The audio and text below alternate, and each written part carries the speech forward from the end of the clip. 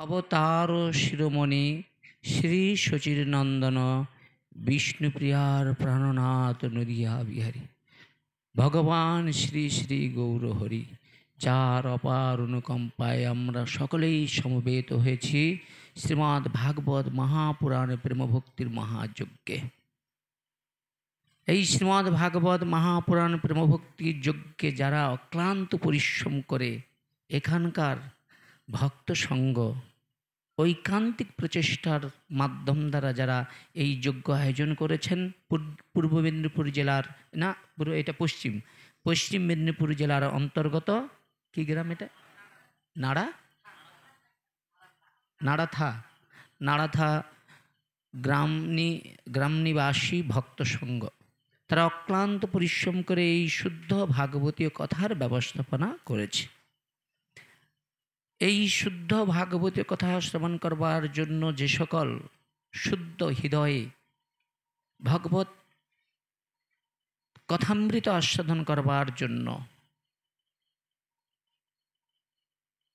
যারা উৎকণ্ঠার সহিত এই ভাগবত আসনে পরিবেশন করেছেন, সেই সকল ভক্তির শ্রী রাতুল চরণ কমলে এই অধম দিন দাসের পক্ষ থেকে ভক্তিপূর্বক অনন্ত অনন্ত কোটি প্রণাম নিবেদন করছি।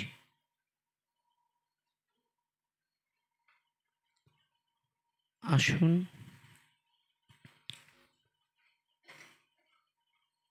ভাগবত মহাপুরাণ, যে ভাগবত মহাপুরাণ আমরা শ্রবণ করবার জন্য এই আসনে উপবেশন করেছি, শশাগর পৃথিবীর রাজা পরীক্ষিত তিনি বিষয় বৈভব সর্বস্ব কিছু ত্যাগ করে পুত্র জন্মেঞ্জয়ের হাতে রাজ্য ভাত দিয়ে সাধুচরণকে আশ্রয় করেছিলেন। সাধুচরণ আশ্রয় করার মুখ্য উদ্দেশ্য কি? যাতে আত্মগতি লাভ হয়। মানে আর দেখুন, আমরা যারা এখানে এসেছি আমাদের প্রত্যেকটা জনের বিভিন্ন গ্রামে বিভিন্ন জায়গা থেকে আমরা এখানে এসেছি, বুঝেছেন? তাহলে মুখ্য উদ্দেশ্য কি না? ভগবত রস আস্বাদন করবার জন্য। কিন্তু দেখেন, এই দুটো মাছি দেখা যায় আমাদের জগতে, দুটো মাছি, একটা মৌমাছি একটা মাছি থাকে না? এখন মৌমাছি আর মাছি দুইটাই কিন্তু আকাশে উড়ছে, কিন্তু মাছির লক্ষ্য হচ্ছে কি যত পচা নষ্ট হয়ে যাওয়া সেই ডাস্টবিন তার দিকে লক্ষ্য, কিন্তু মৌমাছির লক্ষ্য কোন দিকে বলুন তো? উৎকৃষ্ট মধুর দিকে। তাহলে মধু কোথায় পাওয়া যাবে? ফুলে পাওয়া যাবে। কিন্তু মৌমাছি ডাস্টবিনের কাছে গেলে ওখানে বসবে? আদৌ বসবে না। আর মাছি যদি ফুলে যায় ওখানে গিয়ে মধু পান করবে না, কারণ তার স্বভাবটাই হলো ওই খারাপের দিকে। তাই আপনারা হচ্ছেন একবারে মৌমাছির মতো। আপনারা উৎকৃষ্ট বস্তু পাওয়ার জন্য একবারে ঘর সংসার ত্যাগ করে আপনারা ভাগবতের চরণ আশ্রয় করেছেন। কিসের মতো? পরীক্ষিত মহারাজের মতো। পরীক্ষিত মহারাজ 7 দিন তিনি কী করেছেন না? সর্বস্ব কিছু ত্যাগ করে সাধুচরণ আশ্রয় করেছেন। সাধু কে না? সাধু শাস্ত্র। খুব মন দিয়ে শুনুন, গুরু বাক্য চিত্তেটা করি ঐক্য আর না করিও মনে আশা। শ্রীগুরু চরণের রতি, রতি মানে ভালোবাসা। শ্রীগুরু চরণের রতি সেই সে উত্তম গতি, যে প্রসাদে ফুরিয়ে সর্ব আশা। চক্ষুদান দিল যেই জন্মে জন্মে প্রভু সেই দিব্যজ্ঞান হৃদয়তে প্রকাশিত, প্রেম ভক্তি যাহা হইতে। এই যে প্রেম আর ভক্তিটা কোথা থেকে আসবে? শ্রীগুরুর মাধ্যম দ্বারা। তাহলে এই যে আমরা ভাগবতে এসেছি, ভাগবত কথা শ্রবণ করার মুখ্য উদ্দেশ্য কি? এই ভাগবত কথা শ্রবণ করে আমি আমার স্বরূপ জানবো। আমি কে না? জীবের স্বরূপ হয় জীব নিত্য কৃষ্ণের দাস, কিন্তু আমরা সবাই মায়ার দাস হয়ে গিয়েছি। আমরা মায়ার দাস হয়ে গিয়েছি, কিন্তু আমরা মাতৃগর্ভে কথা দিয়ে এসেছিলাম কৃষ্ণ ভোজিবাত্তরে সংসার এসেছি, কিন্তু বুঝলাম কি? এইটা আমার বাড়ি, এইটা আমার দেহ, এইটা আমার পুত্র, এইটা আমার স্বজন, সব কিছুই আমার। কিন্তু এখানে বলছে আমি এবং আমার না দিলে সে ভক্ত কখনো গোবিন্দচরণ লাভ করতে পারে না। পারবেন? যতক্ষণ না আপনি ভগবানকে উৎসর্গ করেছেন নিজেকে, পারবেন ভগবানকে লাভ করতে? ওই জ্ঞানের দ্বারায়, বিদ্যার দ্বারায়, পাণ্ডিত্যের দ্বারায়, দানের দ্বারায়? ভগবান বলে এগুলোর দ্বারাই আমাকে কখনো লাভ করতে চাইলেও জীব তুমি আমায় কখনো পাবে না। কীভাবে পাবে? মন মনা ভব মদ ভক্ত মজ্জে জীবাং নমস্কুরু। আমার ভক্তের সঙ্গ করো, আমার চিন্তা করো, আমার উপাসনা করো, আর আমাকে ভোগ নিবেদন করে প্রসাদ গ্রহণ করো। নিতাই গৌর হরি বল। বুঝেছেন? তো সেই পরীক্ষিত মহারাজ বিষয় বৈভব ত্যাগ করে এসেছেন শশাগর পৃথিবীর রাজা পরীক্ষিত। কোথায় এসেছে? সাধু চরণ আশ্রয় করেছে। আচ্ছা, সাধু চরণ আশ্রয় করবে কেন? সাধুচরণ আশ্রয় করার মুখ্য উদ্দেশ্য কী? বলে সাধু সব সমস্যার সমাধান করতে পারে বলেই। দেখবেন আপনার অর্থ আছে, টাকা পয়সা দিয়ে আপনার পিতার অনেক শরীরে ব্যাধি হয়েছে, আপনি ডাক্তার সব কিছু দেখিয়েছেন, ভিলোট টিলোট সব ঘোরা হয়ে গেছে, ডাক্তার বলছে আর 3 দিন বাজবে, বলে 3 দিন যখন বাজবে ডাক্তার যখন বলেই দিয়েছে, ওরে এক ভক্তকে দিয়ে 3 দিন ভাগবত কথা শুনিয়ে দাও। কিন্তু বিশ্বাস করুন, এই আসনে বসে বলছি আমি ব্যাগ বোয়া লোক, বুঝেছেন, পাঠক না, যার ব্যাগ বইতাম যেই পাঠকের, সেই পাঠক বলতো ভাগবত শুনে মানুষ ভবরোগ মুক্ত হয়ে যায়, মরা মানুষ জীবিত হয়ে যায়, দুর্বল মানুষ বলবান হয়ে যায়, মৃত ব্যক্তি সে পুনর্জীবিত হয়ে যায়, অমরত্ব লাভ করে ফেলে। এগুলো শুনেছি, কিন্তু বাস্তব যেদিন উপলব্ধি করতে পেরেছি সেদিন না আপনাদের মতো আমি একটা দুরাচারী ব্যক্তি এই লাইনের মধ্যে প্রবেশ করেছি। আমি জানি ভগবানকে পাওয়ার জন্য এই জগতে যত রকমের ব্যবস্থা রয়েছে, কেউ জ্ঞানের দ্বারায়, বিদ্যার দ্বারায়, তপস্যার দ্বারায়, আচরণের দ্বারায়, ভগবানকে এগুলোর দ্বারাই আমরা কিন্তু অতি সহজে পারবো না লাভ করতে। ভগবানকে লাভ করতে পারবো একমাত্র ভক্তির দ্বারা। আর ভক্তি যখন এসে যাবে সর্বজীবের মধ্যে, আপনি মন্দির মনে করবেন, ওই মন্দিরে গিয়ে ভগবানকে যেমন প্রণাম করেন, তখন সব মন্দিরকে দেখলেই আপনার প্রণাম করতে ইচ্ছা হবে। ওই মন্দিরে স্বয়ং ভগবান রয়েছে, এই মন্দিরেও স্বয়ং ভগবান রয়েছে, এই ভাবটা আপনাকে। তো সেই জায়গায় দাঁড়িয়ে পরীক্ষিত মহারাজ কী করলেন? বিষয় বৈভব ত্যাগ করে এলেন কোথায়? ঋষি চরণে আশ্রয় করলেন। আচ্ছা, ঋষি চরণে যখন এলেন, কিসের জন্য এসেছেন? না, আমার তো মাত্র আয়ুটা 7 দিন। কয়দিন? আচ্ছা, আমাদের আয়ু কয়দিন? আচ্ছা, আপনারা অনেকে বলেন না ভাগবত শোনার জন্য একটা দিন খ্যান সময় একটা বিশেষ ব্যাপার থাকে না? আরে হ্যাঁ কিনা বলুন, যে কোনো দিনে কি ভাগবত শোনা যায়? আরে হ্যাঁ কিনা বলুন, যে কোনো দিনে ভাগবত শোনা যায়? হ্যাঁ, কি বলছেন? আর একটা বার তিথি লক্ষ্য করে ভাগবত শুনতে পারে না, যে কোনো দিন ভাগবত করলে হবে? বলুন কোনটা ঠিক? যে কোনো দিন? আবার ওই মায়েরা বলছেন একটা দিন দেখে। এখন কোনটা ঠিক করতে হবে আমাদের? দেখেন বাবা, আমরা কলির মানুষ, বল বুদ্ধি ভরসা, 40 পেরালে ভরসা, কোনো গ্যারেন্টি নাই। তাহলে যাদের কোনো গ্যারেন্টি নেই তারা দিনখানি বিচার বিশ্লেষণ করে ভাগবত শুনবে, ও ভাগবত জীবনে শোনা যাবে না। যাবে? হ্যাঁ। এইবার সেই শশাগর পৃথিবীর রাজা পরীক্ষিত কী করলেন? তার পুত্র জন্মেঞ্জয়কে রাজ্যভার দিয়ে এলেন কোথায়? ঋষির চরণে। আচ্ছা, ঋষির চরণে এসে কি জানতে চাইলেন? না, ঋষির চরণে জানতে চাইলেন যে আসন্ন মৃত্যু ব্যক্তির পক্ষে সর্বহতকর কি। কথার মনে বোঝার চেষ্টা করুন। আমার 7 দিনের মধ্যে মৃত্যু হবে, আমি আসন্ন, আমার সম্মুখে মৃত্যু। আচ্ছা বলেন, পরীক্ষিত মহারাজ 7 দিন কিন্তু বেঁচে থাকবে এই গ্যারেন্টি ছিল। আচ্ছা, আমাদের ওই গ্যারেন্টি আছে? হ্যাঁ। তাহলে আমরা বলতেছি এই দিন ওই দিন এটা সেটা, এই ভালো করে বসো, ওইভাবে বসতে নি, ভালো করে আমার মতো বসো। হ্যাঁ, কিছু মনে করো না, ঠিক আছে? ভালো করে বসবেন, ঠিক আছে? কষ্ট হচ্ছে তো আমারে বললে মেডিসিন এনে দিতাম, ঠিক আছে? তো খুব ভালো করে বসো, শুনুন। তো ওই কষ্ট চলে যাবে যদি 6 মাস ভগবানকে ভোগ নিবেদন করে প্রসাদ পাও, ও কষ্ট থাকবে না, এমনিই চলে যাবে, বুঝছেন? আর আপনারা কি করছেন? দেহকে সুস্থ রাখার জন্য যে মেডিসিন দিচ্ছেন ওইটাই হলো ওর রোগ, বুঝছেন? নিতাই গৌর প্রেমানন্দেরই বলে, বুঝেছেন? তো সেই জায়গায় দাঁড়িয়ে পরীক্ষিত মহারাজ সাধুদের চরণে, একজন রাজা, শশাগর পৃথিবীর রাজা, তিনি কি করলেন? সাধুদের সম্মান করছে। আজকে কিছু মনে করেন না, আমি তো দেখেছি আজ বিদ্বানদের কোনো সম্মান নাই। কেন? সবাই মনে করে বিদ্বানরা মনে বুঝি পয়সার জন্যই দরে দরে ভাগবত কথা কীর্তন করে। বলে কিবা বিপ্র কিবা সূত্রে নাস্যি কেন নয়, যেই কৃষ্ণ তত্ত্ববেত্তা সেই গুরু হয়। তাহলে গুরু কি অর্থের জন্য শিষ্য তৈরি করবে? মহাদেব বলছে, শোনো পার্বতী, এই জগতে অনেক গুরুদেব আছে, ধর্মের ধবজাতিকে শিষ্যের কাছ থেকে বিত্ত হরণ করে, কিন্তু শোনো পার্বতী, গুরুর কাজ বিত্ত হরণ করার জন্য নয়।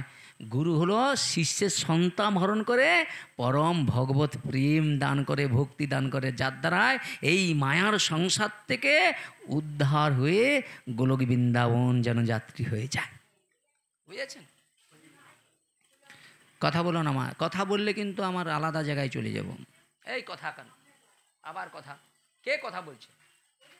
না তোমারে বলতে হবে না, যে যারা আসবে সেটা বসে যাবে। কোনো ও তোমরা পিছনে এখানে এসো না মা। এই দেখছেন, এটাই জেদ। ভাগবতের কাছে আসবো আমি, ভাগবতের ওই বললেন না, ওই দেখছেন, দেখেন আপনি দেখেন, ওই যে পাঠক আমাকে আসনে বসাইছে, আমার মর্যাদা দিচ্ছে না। দেখেন উনি উনি কিরকম মর্যাদাশীল লোক, দেখেন কথা বুঝেই না। দেখেন একটা কথা বলি, ওই কথা বলেই একটা কথা বলি, বোঝাই, ওই মাকে বুঝিয়ে দিই একটা, কিছু মনে করো না মা। এখন একজন গঙ্গা সাগরে গিয়েছে, গঙ্গা সাগর, বুঝেছেন? মন দিয়ে শুনুন মা, কিছু মনে করবেন, আপনি মায়ের মতো, আপনার সঙ্গে আমার কোনো শত্রু নেই, বিবাদও নেই, খুব মন দিয়ে শুনুন। এখন ওই মা গঙ্গার স্থানে গিয়েছে, বুঝেছেন? স্বামী স্ত্রী দুজনে গঙ্গার স্থানে গিয়েছে। ওই বুড়ি মা এখন গঙ্গার স্থানে যেতে পারে না, ওই তো কোমর টোমর পড়ে গেছে, এখন ছেলের কাছে কান্নাকাটি করছে। হ্যাঁ, সব দিক তো বারবার, সাগরমালায় একবার যদি সুযোগ হয়ে যায়, কপিল দেবের কৃপা লাভ করতে পারবো, সাধু বৈষ্ণবের কৃপা পাবো। এখন সে যখন বলেছে, বলে মা তোমার কোমর পড়ে গিয়েছে, এইভাবে তোমারে কি করে নিয়ে যায়? তো মা যখন তুমি বলেছো তোমার জন্য জননী জন্মভূমিষ্য স্বর্গদেবী গড়িয়েছি, তোমার জন্য আমি পৃথিবীর আলো দেখেছি, তো চিন্তা করার দরকার নেই। ও ছেলে কী করেছে, টাকা পয়সার মালিক, তো ও কী করেছে, বিশাল একটা এলসিডি টিভি কিনে নিয়ে আসছে, বুঝেছেন? এখন টিভি কিনে নিয়ে এসে কী করেছে, টিভিটি লাগিয়ে ও কী করেছে, ওই কেবিল কানেকশন দিয়েছে, বুঝেছেন? দিয়েই কী করেছে, একবারে ওই সাগরমালার যে লাইভ ওইটা চালিয়ে দিয়েছে। ওই বুড়িমা তো ঘরে বসে সাগরমালা দর্শন করছেন। কোন মন দিয়ে শুনেন, খুব মন দিয়ে শুনুন, এর মধ্যেই তত্ত্ব আছে। আমি কিন্তু কাউকে হাত জোড় করে বলছি, কাউকে ছোট করার জন্য কথা বলছি না, কথাগুলো তত্ত্ব বোঝানোর চেষ্টা করেছি। এখন সেই বুড়িমা কী করেছে, পরম আনন্দে সেই সাগর মেলার সাধুদেরকে দর্শন করছে। কত সাধুরা গঙ্গার গিয়ে স্নান করছে, হ্যাঁ, কপিল দেবকে পূজা করছে, হ্যাঁ, মন্দিরে যে পূজা আদি দিচ্ছে, কত তাদের আনন্দ, বুঝেছেন? এখন ওই বুড়িমার পাশের ঘরে দুইজন, হ্যাঁ, স্বামী স্ত্রী দুইজনে পরম বৈষ্ণব, তো ওরা সাগরমালা দর্শন করতে গিয়েছে। এখন যেই বাড়ি ফিরেছে, ওই বুড়িমা শুনেছে, শুনেই বলছে, এই বৌমা শোনো শোনো শোনো, তোমরা কোথায় গিয়েছিলে? বলে কেন, সাগরমালা গিয়েছি। বলে সাগরমালায় গেছি? আরে সাগরমালা এত কষ্ট করে যাওয়ার কি দরকার, এই আমার ছেলেকে দেখো। বলে কেন, এই দেখো এলসিডি টিভি দিয়েছে, আমি ঘরে বসেই সাগরমালা দর্শন করছি, বুঝছেন? অত কষ্ট করে সাগরমালা যাওয়ার কি দরকার আছে, কি বাবা? তখন সেই হরিনাম কৃষ্ণ নাম বড়ই মধু, যেজন কৃষ্ণ ভজে সে বড় চতুর, কিন্তু যারা এই কৃষ্ণ নামে এখন চতুর নয়, ফুতুরের সংখ্যা বেশি, বুঝে কম। দেখেন এইবার ওই বুড়িমাকে যখন ওই বৈষ্ণব ঠাকুর এবং তার স্বামী স্ত্রী দুজনে বললেন, হ্যাঁ বুড়িমা, তোমার ছেলে এলসিডি টিভি করে দিচ্ছে, ঘরে বসে তুমি কি করেছো, গঙ্গা সাগর মেলা দর্শন করার সৌভাগ্য অর্জন করেছ, একবার গঙ্গায় যে ডুব দেওয়ার সৌভাগ্য অর্জন করেছ। ভাগবতের কাছে এলাম, ভাগবতের আসনে একবার প্রণাম করলাম না, ভাগবত শোনা হয়ে যাবে? হবে? আপনারা যারা আসছেন বাবা, কিছু মনে করবেন না। ভাগবতে ভগবান বলছেন, যেখানে ভাগবত হয় স্বয়ং ভগবান সেখানে বিরাজমান হয়, এ আমার কথা নয়। আপনি কি করেছেন, ঘর করেছেন সুন্দর, বেড়াটা দিয়ে দিয়েছেন যাতে ছাগল গরু না আপনার ওই ফুলের বাগান, হ্যাঁ, সবজির বাগান যে রয়েছে ওটাই নষ্ট না করে দেয়। কিন্তু আপনার গুরু পাদপদ্ম আশ্রয় হলো না, দেহ বেড়া হলো না, আপনারে কি করে আমি বোঝাবো বলুন তো? নিতাই গৌর প্রেমানন্দের জীবন হবে আমার পক্ষে সম্ভব? আমি তো নিতান্তই শিশু মানুষ, বুঝেছেন? এবার খুব মন দিয়ে শুনুন। সেই পরীক্ষিত মহারাজ কি করেছেন, সেই সাধুর চরণে যে বলছে, আসন্ন মৃত্যু ব্যক্তির পক্ষে সর্বহতকর কি, মানে সবচেয়ে হিত কি? হিত মানে এই কথা বলে না, এই কথা বলে না, হিত মানে ভালো। তাহলে আমার তো 7 দিনের মধ্যে প্রাণটা চলেই যাবে, তা আমি সেই 7 দিনের মধ্যে একটা বস্তু পেতে চাচ্ছি। আচ্ছা, পরীক্ষিত মহারাজের কি অভাব ছিল? ধন ঐশ্বর্য টাকা পয়সার অভাব ছিল? কিসের অভাব ছিল? সে সংসার সর্বস্ব কিছু ত্যাগ করে সাধুদের চরণে গিয়েছিল, কিসের জন্য? আর আপনারা কিসের জন্য আসেন, বুকে হাত দিয়ে চিন্তা করবেন। পরীক্ষিত মহারাজও সর্বস্ব কিছু ত্যাগ করে এসেছেন। দেখেন জল দেখেছেন, জল দেখেছেন তো? ওই জলটা যদি স্বচ্ছ হয় না, আপনি আপনার মুখটা দর্শন করতে পারবেন। হ্যাঁ, আচ্ছা, জলটা নাড়ি দিলে মুখটা দর্শন করা যাবে? কখনো সম্ভব? এই জন্য হৃদয়টাকে আপনি সুন্দর করুন, বুঝেছেন? তো সেই জায়গায় দাঁড়িয়ে পরীক্ষিত মহারাজ কী করছেন, সর্বস্ব কিছু ত্যাগ করে সাধুদের চরণে এসে বলছে, আসন্ন মৃত্যু ব্যক্তির পক্ষে সর্বহতকর কি? আমি তো 7 দিনের মধ্যে আমি মৃত্যুবরণ করব, তাহলে আমার এখন করণীয় কি? আচ্ছা, আপনারা কোনোদিন প্রশ্ন করেছেন যে আমাদেরও তো 7 দিনের মধ্যে মৃত্যু হবে? বাবা তুমি তো নিকাশি বাজার থেকে এসেছো, অনেক দূর থেকে, আচ্ছা আমাদের এই 7 দিনের মধ্যে যে মৃত্যু হবে আমরা কি করব? জিজ্ঞাসা করেছেন কেউ? কেউ বলবে দুর্গা পূজা করো, কেউ বলছে কালী পূজা করো, কেউ বলছে লক্ষ্মী পূজা করো, কেউ বলছে মা অন্নপূর্ণার পূজা করো। কি তো 60,000 ঋষিগণ 60,000 মত দিয়েছে। এখন আমরা তো সবাই এক একজন ভাগবত। এক ভাগবত হয় ভাগবত শাস্ত্র, আরেক ভাগবত হয় ভক্তি রসপাত্র। রসের পাত্র নয় ওই মুখের উপরে বড় বড় কথা বলবে, রসের পাত্র তৈরি হতে হবে।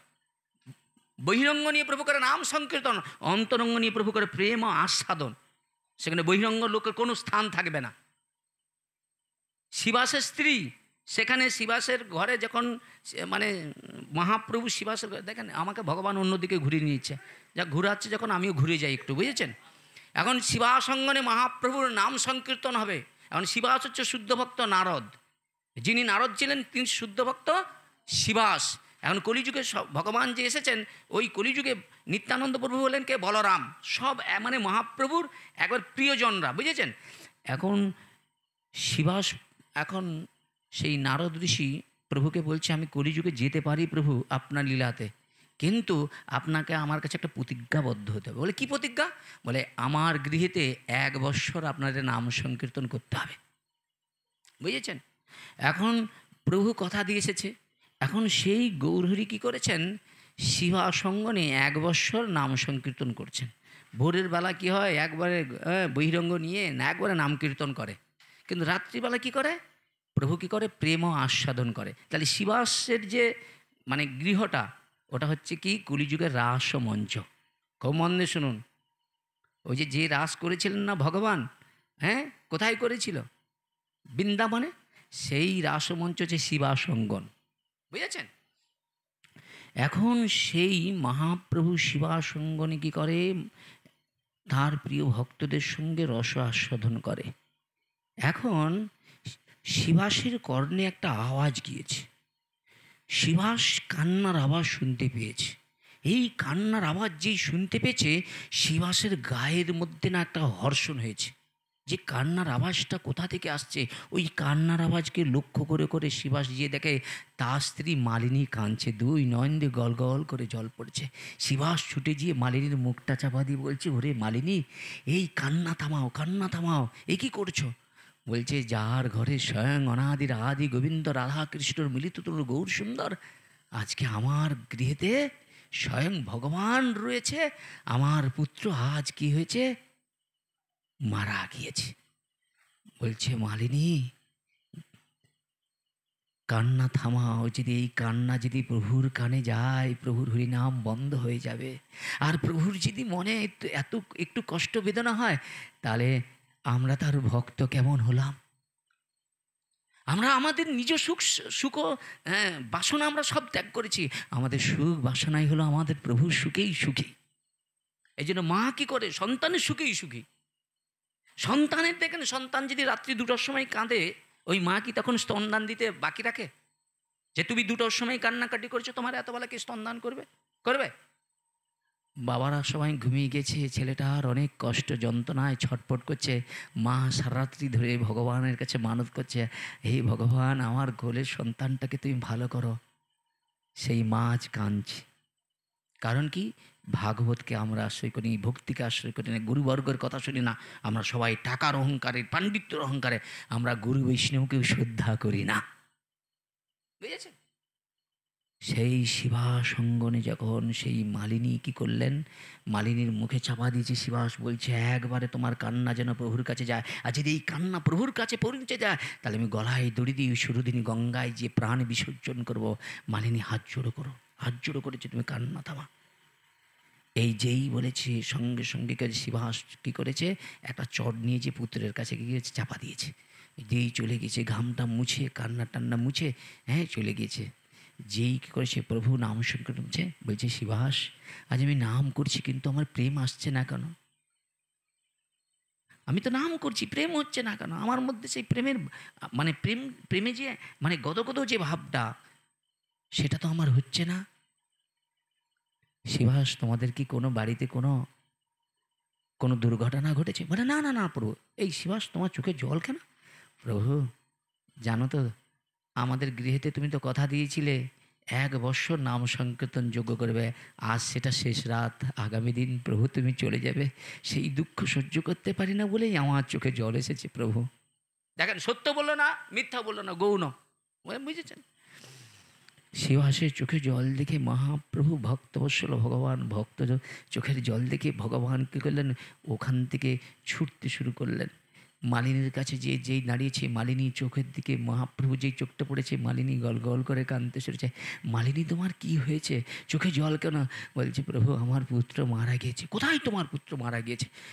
বলছে, ওই যে চটটা সরিয়ে দেখে না, শিবাসের পুত্র যেন যেন খুব শান্তিতে ঘুমাচ্ছে। জানো, এই দেহতে যতক্ষণ ভগবান আছে না, ততক্ষণ আমরা এত সব, একদিন আমাদেরকে সবাইকে শান্তির ঘুমাতে হবে। সেই সময় যদি আমরা ভগবানকে স্মরণ করতে করতে না যদি ঘুমাতে পারি, সেই ঘুমটা এই জগতের জড় জগতের ঘুম হবে। আর প্রকৃত যদি ঘুমানোর ইচ্ছা, তাতে হরিদাস ঠাকুরের দিকে তাকাতে হবে। প্রভু, আমার একটা বাসনা, যখন ছাড়িব আমি অন্তিম নিঃশ্বাস, মস্তকে চরণ দিয়ে এই অভিলাষ, তব কৃপা গুণে পাবো মধুর বৃন্দাবন, রাধাকৃষ্ণ হরিয়া জুড়াইব জীবন। প্রভু, আমার এই সেই ইচ্ছা পূরণ করো প্রভু। বদনে বলবো, জয় শ্রীকৃষ্ণ চৈতন্য প্রভু নিত্যানন্দ শ্রী অদ্বৈত গদাধর শিবাসাদি গৌর ভক্তবৃন্দা।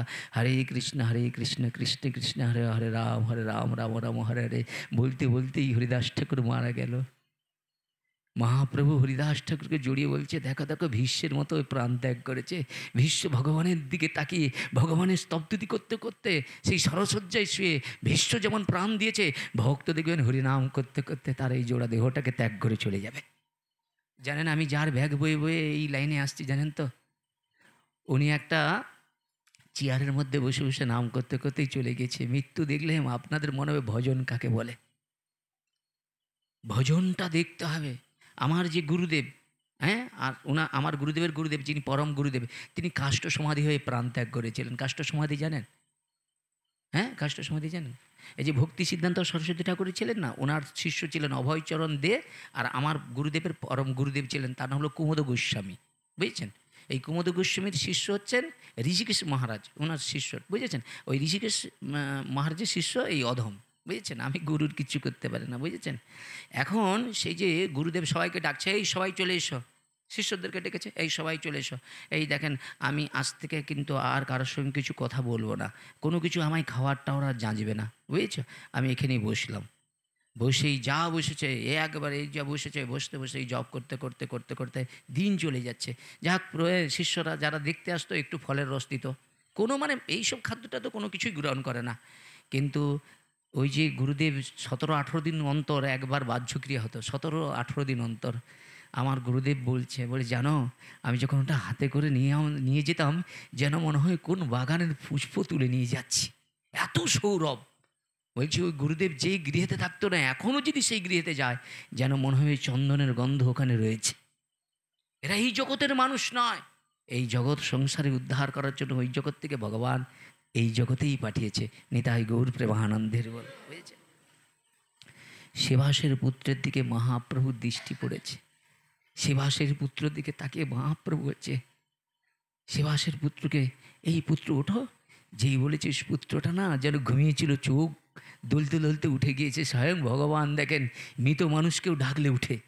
এই জন্য বলছে, মুখং করতি বাচরণ পঙ্গু লং হয়তি গিরি যৎ কৃপা তমন্দে পরমানন্দ মাধব। মাধবের কৃপা না হলে ভক্ত সঙ্গ হয় না, আর ভাগবত ধর্ম আচরণ করা যায় না। নিতাই গৌর প্রেমানন্দের বল।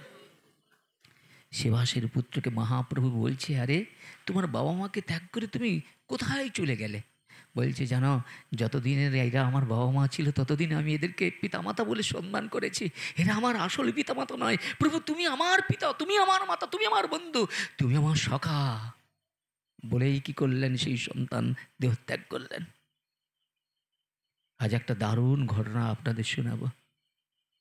মহাপ্রভুর অন্তরঙ্গ পার্ষদ ছিলেন মাধবাচার্য।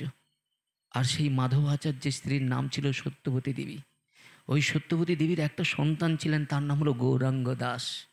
ছেলেটার বয়স মাত্র কয় বছর? 6 মাস। বৎসর নয়, 6 মাস। মাধবাচার্য পুত্রকে কোলে নিয়ে কি করছে? স্বামী স্ত্রী দুইজনে ভগবানের মহিমা কীর্তন করছে নিজেরা, অন্তরঙ্গ কথা। এখন সত্যবতী দেবী কি করছে? ভগবানের নৈশ ভোগের জন্য, এই সন্ধ্যাকালীন যে ভোগটাকে নৈশ ভোগ বলে, ওর জন্য না আমন্য করছে, কুমড়ো আমন্য করছে, জানেন তো। শিবাসঙ্গনে এখান থেকে ভোগটা যাবে, মাধবাচার্যের বাড়ি থেকে ভোগ যাবে, প্রভু নাম সংকীর্তন করে যখন ওখানে আসবে ওই ভোগ হবে আর সব প্রসাদ পাবে, বুঝেছেন। এই রান্না করছে সত্যবতী দেবী, তার জন্য কি করছে, ওই কুমড়ো আমন্য করছে। এমতো অবস্থায় নিত্যানন্দ প্রভু গৌরহরি সবাই কী করেছে, গান করছে, গান করে করে পরিক্রমা করে করে যাচ্ছে। হরিহরায় নম, কৃষ্ণ যাদভাই নম, যাদভাই মাধভাই কেশভাই নম। এই কথাটা যেই মাধব আচার্যের কানে ঢুকে গেছে না, ওই যে মহাপ্রভু অন্তরঙ্গ সেই ভাবের উদয় হয়ে গেছে। যেই ভাবের উদয় হয়ে গেছে, পুত্রকে ফেলে দিয়ে ছুট, বুঝেছেন। যেই মহাপ্রভু নাম সংকীর্তন যজ্ঞে ও ডুবে গিয়েছে। আর সত্যবতী দেবী কী করেছে, ওই কথাটা যখন শুনেছে তিনিও গান করতে শুরু করেছে। হরিহরায় নম, কৃষ্ণ যাদভাই নম, যাদভাই মাধভাই কেশভাই নম, হা গৌরাঙ্গ করতে করতে এই জড়জগতের সব ভাবনাকে বাদ দিয়ে চিন্ময় স্তরে উন্নত একবারে সেই ব্রজের ভুজাঙ্গনা, সেই সখী ভাব, মঞ্জুরি ভাবকে আশ্রয় করে এখন এই সিদ্ধ দেহেতে ওইভাবে জপ করছে। এই দেহে ভজন হয় না, বুঝেছেন। আজপা নাম কি হয়, আপনার সঙ্গে কথা বলে ভিতরে হরে কৃষ্ণ মহামন্ত্র চলছে, বুঝেছেন। এইভাবে কী করেছেন, এই জড় দেহটা পড়ে রয়েছে, সেই চিন্ময় জড় দেহটা রয়েছে, চিন্ময় স্তরে উঠে গিয়েছে। দেহের মধ্যেই কিন্তু প্রাণ আছে, সব কিছু আছে, কিন্তু এই জড় জগতে সব ভুলে গিয়েছে, বুঝেছেন। এখন সেই মাধবাচার্য পুত্রকে যখন ফেলে রেখে দিয়ে গেছে, পুত্র তো 6 মাসের পুত্র, হামাগুড়ি দিতে দিতে মায়ের কোলে চলে গিয়েছে, দেখেন। এখন যেই মায়ের কোলে চলে গিয়েছে, মা তো ভাবাবেশে, এই জড়জগতের কোনো চিন্তা নাই। ও কি করেছে, ওই যে কোলের সন্তানটা ওই কোলে উঠে গিয়েছে, ও ভাবাবেশে কখন কি করেছে, হাত থেকে কুমড়োটার খুলে গিয়েছে, বুঝেছেন। ও ভাবাবেশে হা গৌরাঙ্গ, প্রাণ গৌরাঙ্গ করতে করতে না ওই পুত্রটাকে কি করেছে, লাউ মনে করে না আমন্য করা শুরু করে দিয়েছে। এই ভাব কি আপনার হয়, আমার হয়? হরি ভজন করবা, ভগবানকে পাবো, হায় হায়, সে অনেক কথা, অনেক কথা। ভাবের এমন উদয় হয়ে গিয়েছে, পুত্রকে কী করলেন, কুচি কুচি করে কী করলেন, হাঁড়ির মধ্যে দিয়ে রান্না করতে শুরু করেছে। সেবা সঙ্গনে মহাপ্রভু নাম সংকীর্তন যজ্ঞ এসে উপস্থিত হয়েছে। মহাপ্রভু তো ভাবাবেশের নাম সংকীর্তন করেছে। এখন মাধবাচার্যের ভাবটা যে ছিল, সেই ভাবটা এখন কেটে গিয়েছে। আরে আরে, প্রভু তো এসে গিয়েছে, এখন আমাকে ভোগের জন্য যেতে হবে, আমার বাড়িতে রান্না হচ্ছে। ও কী করছে, রান্নার সেই ভোগ আনার জন্য ছুটছে, বুঝেছেন, প্রসাদ হবে ওইটা। এখন যেই ছুটেছে, ছুটে যেয়ে দেখে না গোটা ঘরে রক্ত আর রক্ত। মাধবাচার্য মনে মনে চিন্তা করলো, আমার গৃহতে এত রক্ত কেন? দেখে না এক খণ্ড লাউ পড়ে রয়েছে। সত্যবতী দেবী কি জি বলছে, আমাদের গৌরাঙ্গ দাস কোথায়? বলে, হা গৌরাঙ্গ, প্রাণ গৌরাঙ্গ। ভাব দেখুন, যখন বলছে আরে আমাদের নয়নের মণি গৌরাঙ্গ দাস কোথা? বলে, হরি হরায় নম, কৃষ্ণ যাদভাই নম, যাদভাই মাধভাই কেশভাই নম। ওর অঙ্গ পতঙ্গর ভাব দেখে মাধবাচার্য বুঝে নিয়েছে, ওর সেই ভাবের উদয় হয়ে গেছে, এই জগতে নাই। বারবার নাড়াচ্ছে, না হ্যাঁ হ্যাঁ, এই বাচ্চা যেমন ঘুমিয়ে যায়, হ্যাঁ কী হয়েছে, গৌরাঙ্গ দাস কোথায়? যখন জ্ঞান ফিরেছে তখন তাকাচ্ছে, চারিদিকেই রক্ত, এক খণ্ড লাউ পড়ে রয়েছে। তখন মনে মনে চিন্তা করলো, প্রভু আমি তোমার নাম করতে করতে কি ভাব এসে আমার পুত্রটাকে এইভাবেই কেটে রান্না করতে বসিয়েছি। এখন বলছি তোমার গৌরাঙ্গ দাসের দশা ওই উনানে। মাধবাচার্য চোখের জলে কানতে কানতে, পিতা পুত্র বিরহে কাতর হয়ে কানতে কানতে, হে গৌরাঙ্গ আমার কি হয়েছে, আমার কি সর্বনাশ হয়েছে, এই কানতে কানতে ওই হাঁড়ির রন্ধন রান্নাকে নিয়েই একবারে চলে গেলেন শিবাসঙ্গনে।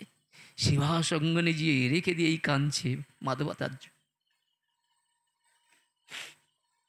মাধবাচার্য কাঁদছে, বুঝেছেন। আর যেই মাধবাচার্য কি কাঁদছে, মহাপ্রভু বলছে, এই মাধব তোমার কি হয়েছে? বলছে, জানো প্রভু, আমার স্ত্রী সত্যবতী দেবী ভাবাবেশে আমার পুত্রকে কেটে না সব রন্ধন করে আপনার জন্য পাঠিয়েছে। মহাপ্রভু বলছে নিত্যানন্দকে, নিত্যানন্দ একবার ডাকো তো গৌরাঙ্গ দাসকে। যেই নিত্যানন্দ ছুটে গিয়ে বলছে, এই গৌরাঙ্গ দাস একবার বেরিয়ে এসো তো। নিত্যানন্দের ডাকে না সব যে খণ্ড খণ্ড দেহগুলো সব একসঙ্গে কী করেছে, জয়েন হয়ে গিয়েছে। ক্ষত অবস্থায় না হামাগুড়ি দিয়ে দিয়ে মাধবাচার্যের পুত্র গৌরাঙ্গ দাস বেরিয়েছে। নিত্যানন্দ প্রভু করে নিলেন, তারপরে সেই পুত্রকে মহাপ্রভুর করে দিয়েছে। মাধবাচার্য দাঁড়িয়ে দাঁড়িয়ে ভুবু ভুবু কাঁদছে, পুত্রহারা পিতা। মহাপ্রভু কী করলেন, মাধবাচার্যকে কী করলেন, পুত্রকে মাধবাচার্যের কোলে দিলেন মহাপ্রভু। মালিনী মনে মনে চিন্তা করলেন, তাহলে সত্যবতী দেবীর কত যন্ত্রণা, পুত্র হারার যন্ত্রণা। আরে আমরা তো সামান্য জড় জগতে পুত্র হারার জন্য এত কষ্ট করি, স্বজন হারানোর জন্য কষ্ট করি, বিষয় বৈভবের জন্য কত কষ্ট করি, কিন্তু আমার ছেলের ভালো চাকরি হলো না, এর জন্য কত দুঃখ হয়। কিন্তু কোনোদিন কি আমাদের মনে হয়, হে ভগবান, একবার কি সদ্গুরুদেবের চরণ আমার আশ্রয় হলো না, এর থেকে কি দুঃখ হবে? হরিভজন করার দেহ 84 লক্ষ যদি ভ্রমণ করে এই দুর্লভ মনুষ্য জীবন পেয়েছি, কবে আমার গোবিন্দ ভজন হবে, কবে আমার গুরু পাদপদ্ম আশ্রয় হবে? হয় মাধব আচার্যর স্ত্রী সত্যবতী দেবীকে মালিনী চটে গেছে আনতে, বুঝেছেন?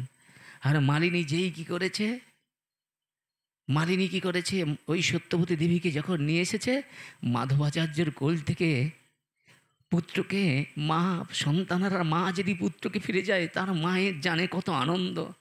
যেই পুত্রকে পেয়েছে মায়ের বাৎসল্য প্রেমে গদগদ হয়ে গিয়েছে হৃদয়। এখন সেই মা কাঁদছে।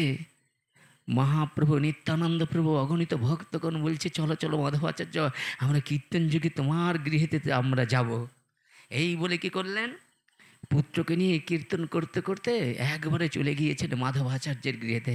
মাধবাচার্যের গৃহেতে যখন মহাপ্রভু কীর্তন করছে, নিত্যানন্দ প্রভুর কীর্তন করছে, ওই কোলের সন্তানটা আর থাকতে পারছে না। ওই 6 মাসের সন্তানটা গড়গড় গড়গড় করে নেমে পড়েছে, নেমেই দাঁড়িয়ে গেছে। দাঁড়িয়ে যেই কী করেছে, পরমানন্দে নিত্যানন্দ প্রভুর জয়, মহাপ্রভুর জয় দিয়ে নিত্য কীর্তন করতে শুরু করেছে।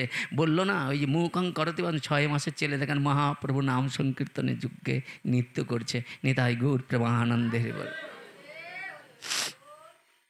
তো আজকে আমরা যাই করি না কেন, আমরা জ্ঞানের দ্বারা অনেক কিছু করতে পারি, বিদ্যার দ্বারা অনেক কিছু বলতে পারি, কিন্তু আমাদের প্রয়োজন হলো প্রেম। আর সেই প্রেম পেতে গেলে আমাদের কি করতে হবে, ব্রজের ভুজঙ্গনা গোপীগণের অনুগত হতে হবে। গোপী কারা? গোপী ছেলেও নয়, মেয়েও নয়, গোপী কোনো দেশ নয়, গোপী কোনো সিঙ্গার নয়, গোপী হলো ভাব।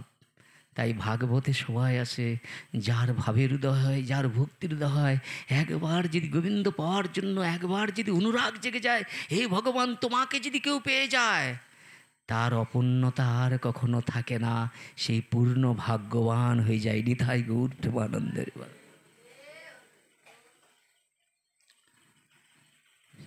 সেই ব্রজগোপীগণ ভগবানকে পাওয়ার জন্য তাদের আকুলতা ব্যাকুলতা, তারা সর্বদাই চেষ্টা করেছে কীভাবে ভগবানকে সুখ দেওয়া যায়। সেই ব্রজগোপীগণ আজ কী করেছে, ভগবানকে পাওয়ার জন্য সংসার সর্বস্ব কিছু ত্যাগ করে, পিতামাতা স্বজন পরিজনকে ত্যাগ করে তারা যমুনার তটে যে একটা ছোট্ট কুঠির রচনা করেছে। ভগবানকে পাওয়ার জন্য তারা কত রকমের কত প্রচেষ্টা করেছে। ভগবান তাদের মনের বাসনা পূর্ণ করার জন্য ব্রজগোপীদের জিজ্ঞাসা করলেন, বলো তো তোমরা আমাকে এই যে ভালোবেসে সংসারাদি ত্যাগ করেছ, আমি তোমাদের বর দিতে চাই, তোমরা কি বর চাও? বলছে, আমরা একবার তোমার প্রতিরূপে পেতে চাই। ভগবান কি করলেন, সেই তাদের কি করলেন, মনের বাসনা পূর্ণ করার জন্য আজ ভগবান দেখলেন চারিদিকে সেই বনের মধ্যে কি সুন্দর একটা পরিবেশ, চারিদিকে বনটা সুন্দর ঝকঝক ঝকঝক করছে, আকাশে সুন্দর সেই সুন্দর সেই পূর্ণিমার চাঁদ, চারিদিকে ভ্রমরের গুনগুন, সেই সুন্দর গুনগুন কলরব, আর সেই পদ্মের সৌরভ, ভগবানের ভিতরে পূর্ণ আনন্দ। সেই আনন্দের বিনিময়ে ভগবান কি করলেন, সেই বেণুটা বাজিয়েছে। সেই বেণুটার শব্দ পেয়ে ব্রজগোপীগণ কী করছে, সংসার বাসনা সর্বস্ব কিছুকে ত্যাগ করে এখন তারা মনে মনে চিন্তা করছে, আমাদের এই নিশীথে গোবিন্দ চরণে পৌঁছে যেতে হবে। ভগবানের চরণে যাওয়ার জন্য গোপীগণ কী করেছে, তাদের দেহ আদি মার্জন করতে শুরু করেছে। এখন মার্জন করতে করতে এক গোপী কী করেছে, তার বসনের যে বসনটা রয়েছে না, বসনটা, এখন সেই বসনে কি করেছে, বসন পড়তে পড়তে কী করেছে, তার মাথার মধ্যে স্মৃতি সব ভ্রষ্ট হয়ে গেছে। এখন একটা ব্লাউজের একটা হাতটা প্রবেশ করেছে, আর একটা যে প্রবেশ করাতে হবে এই ভাবটা তার ভুলে গিয়েছে। কেউ কি করেছে, চোখের মধ্যে কাজল না দিয়ে কি করেছে, সেই কাজল ঠোঁটে দিয়েছে, আর ঠোঁটের যে লিপস্টিক সেটা চলে গেছে চোখে, একটা কানে কুণ্ডল পড়েছে আর একটা পড়তে বাকি নাই। এই মতো অবস্থায় তারা সংসার বাসনা সর্বোচ্চ কিছু ত্যাগ করে ভগবত চরণে পৌঁছে গিয়েছে। ভগবান বলছে, শোনো হে গোপীগণ, তোমরা সংসার বাসনা ত্যাগ করে আমার চরণে এসেছ। এই দেখো, এই নিশীতে এই গভীর জঙ্গলে কেউ আসে? চলে যাও, চলে যাও।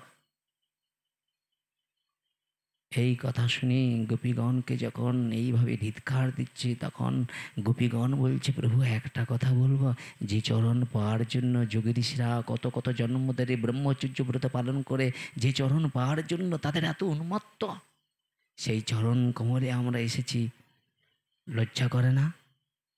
ভোরের বেলা যখন তোমরা আমার এই চরণ থেকে তোমরা চলে যাবে, তোমাদের দেখলে কতজন কত না কি কথা বলবে। সেই বর্জগোপীগণ বলছে, প্রভু পরের কথায় কি বা আসে যায়, তাতে কি তোমার দিন ভালো যায়? যার মুখে ভাই হরি কথা নাই, তার কাছে তুমি যেও না।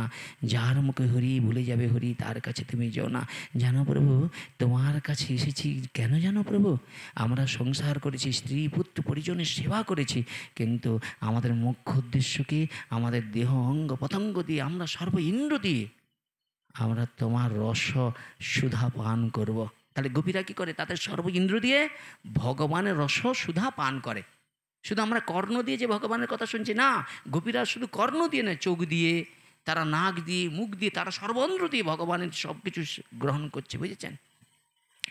সেই গোপীগণকে যখন ভগবান কি করছে, এইভাবে ভৎসনা করছে, গোপীগণ বলছে, জানো প্রভু একটু দাঁড়াও, শান্ত হও প্রভু। শোনো, লোকধর্ম, বেদধর্ম, দেহ ধর্ম, কর্ম। বলছে লোকধর্ম, এই যে আমরা ধরুন অনেকেই দেখবেন তিলক করলে, এর ঘরে ছেলেটা এই বয়সে তিলক করে ফেলেছে, বাবা বিরাট সাধু হয়েছে। কারা বলবে? কারা বলবে? মুসলমান, মুসলমান ঘরের ছেলেরা, আমাদের হিন্দু ঘরেরই লোকেরা বলবে, আরে বাবা বাবাজি হয়েছে, আরে বাবা বাবাজি, কবে বাবাজি হয়ে গেল, বলবে না? এই হিন্দুদের মধ্যে কীরকম ভয়ঙ্কর পরিস্থিতি দেখুন। আমাদের মুসলমান দেখলে হরে কৃষ্ণ বলে, আমাদের হিন্দুরা কতটা শ্রদ্ধা করে। মুসলমান যারা না, তাদের মধ্যে ধর্মাচরণ অনেক বেশি আছে। তারা সকালবেলা সন্ধ্যাবেলায় তারা কি করে, ত্রিসন্ধ্যা কি করে নেমাজে যায়, আর আমরা কি করি, তাসের থেকে, লটারির থেকে, নেশার থেকে যাই না। কিছু মনে করেন না বাবা, বুঝেছেন? তাহলে আমাদের হিন্দুদের পরিস্থিতি দেখুন, ওদের ঘরে বাচ্চারা শুক্রবার হলে মাথায় টুপি পরে কোথায় যায়? মসজিদে যায়। আমাদের 7 দিনের একদিন কি আমরা মন্দির মসজিদে যাই? মন্দিরে যাই একবার, ওদের মতো যাই। হ্যাঁ, কেউ যদি একটু ভাগবত করায়, একটু যায়, সে 15 দিনে কি 1 মাসে, ওই আমাদের সপ্তাহে একদিন হয় নাই। তাহলে আমরা পিছিয়ে নেই, বুঝেছেন? এখন সেই জায়গায় দাঁড়িয়ে বললেন লোকধর্ম, বেদধর্ম। বেদধর্ম মানে বেদে বলা আছে কোনো বিবাহিত স্ত্রী রাতের অন্ধকারে কখনো পরপুরুষের কাছে যেতে পারে না, তাকে বলা হয় দ্বিচারিণী। দ্বিচারিণী মানে খারাপ মেয়ে ছেলে, সে রাতের অন্ধকারে পরপুরুষের কাছে যেতে পারে। কিন্তু এখানে গোপীগণ বললেন, আমরা বেদের ধর্মকে যদি মানি, তাহলে কিন্তু আমরা গোবিন্দ চরণে যেতে পারবো না। আমরা কার কাছে এসেছি না, অনাদির আদি গোবিন্দ। আমাদের যে পতি আছে তার উপরে যে উপপতি, আমরা উপপতির ভজনা করি। তাহলে যে নারী সতী, সে উপপতির ভজন না করে তার সতীত্ব কখনো বড়াই করতে পারবে না। ইনি বড়াই করতে পারবে, আপনারা পারবেন না। কেন? উনি উপপতির সেবা করছে। আমি ওনাকে বড় করার জন্য বলছি না, উনি তো ভগবানের কাছে সেবা করছে, মানে স্বামী সেবা করছে, কিন্তু উপপতির সেবা করছে, বুঝেছেন? তা গোপী ভাবটা অঙ্গীকার করেছে। এখন সেই জায়গায় দাঁড়িয়ে বলছে, শোনো, বেদের ধর্ম আমরা কিন্তু মানি না, লোকের ধর্ম, লোকে কি বলবে ওটাও আমরা মানি না। তাহলে লোকধর্ম, বেদধর্ম, দেহ ধর্ম, কর্ম। আমরা দেহ দিয়ে এতদিন ধরে যে স্বামী সেবা, পুত্র সেবা করেছি, কিন্তু এই দেহ দিয়ে কি সাধুগুরু বৈষ্ণব ভগবানের সেবা করার সুযোগ পেয়েছি? সেটাকে আমরা নষ্ট করে দিয়ে বলছি, আরে এই বয়সে বাবা বাবা দরকার নাই একাদশী ব্রত করার, কি হবে একাদশী ব্রত করে? বলে একবার একাদশী ব্রত করে দেখো, তোমাদের পূর্বে যারা পুরুষজন মারা গিয়েছে না, ওই পূর্ণের ফলে না তারা নরক থেকে না বৈকুণ্ঠ গতি লাভ করতে পারেনি। তাই গৌর প্রেমানন্দের বলে একাদশী হচ্ছে গয়া গঙ্গা বারাণসী, তার চেয়ে বড় একাদশী। বলে যারা একাদশী ব্রত করে তারা কখনো পেটজনী প্রাপ্ত হয় না। বলে পৃথিবীতে যত বড় তিথি আছে তার মধ্যে সর্বশ্রেষ্ঠ তিথি হলো একাদশী। বলে একে বলা হয় ভক্তির জননী, একে বলা হয় মাধব তিথি। মাধবের সব থেকে প্রিয় তিথি হলো একাদশী তিথি। আপনারা সবাই করেন? সবাই করেন?